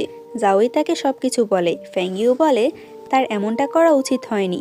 জাওই বলে সে এমন নয়, বরং সে তো নিজের মনের কথা আমাকে বলতেই চায় না। জুয়ান তো প্রিন্স জুনলিনের মতো নয় যে কিনা তোমার সব থেকে বেশি খেয়াল রাখে। তখন সেখানে জুনলিন আসে। সে জুনলিনকে বলে জুয়ান জাওইকে পছন্দ করে, কিন্তু সে এটা বলতে পারছে না। জুয়ান সুন্দর করে বলে, যদি কেউ তার মনের কথা আমাদের বলতে না চায় তাহলে আমাদেরই উচিত তাকে আমাদের মনের কথা বলে দেওয়া। এটা শুনে ফ্যাংইউ বিষয়টা বুঝতে পারে। তাদের এতটা ক্লোজ তখন জুয়ো দেখে ফেলে। জুয়োর বোন তাকে বলে, এত কিছু হওয়ার পরও তুমি এতটা চুপ করে কেন আছো? জুয়ো বলে, আমাদের সম্পূর্ণ এখন জুনভো একাডেমির উপর ফোকাস করতে হবে। আমার মনে হয় ফ্যাংইউর মুখে বলছে একটা আর সে মনে মনে অন্য কিছু করছে। তাদেরকে এভাবে কথা বলতে আবার উইও দেখে ফেলে। অন্যদিকে আমরা ডার্ক নাইট কোডের মাস্টারকে দেখি। সে ইউমিংকে বলে, আমার মনে হয় মিউর আত্মাকে কেউ জাগানোর চেষ্টা করছে। যদি মিউ একবার জেগে যায় তাহলে আবারও আমাদের সমস্ত ডার্ক নাইট কোডটা শেষ হয়ে যাবে। ইউমিং বলে সে যেন চিন্তা না করে, আজ থেকে সে খোঁজ নেওয়া শুরু করবে কে তার আত্মাকে জাগানোর চেষ্টা করছে। কিন্তু ইউমিং জানতো না মিউয়ের আত্মাকে যে মানুষটা জাগাচ্ছে সে হচ্ছে ফ্যাং ইউ। ইউমিং যদি বুঝতে পারে ফ্যাং ইউ মিউয়ের আত্মাকে জাগানোর চেষ্টা করছে, তাহলে সে কি ফ্যাং ইউকে আটকাবে? এসব কিছু আমরা পরের পার্টেই জানতে পারবো। আজকের পার্টটা এতটুকুই। আমি আশা করি তোমাদের কাছে এটা ভালো লাগবে।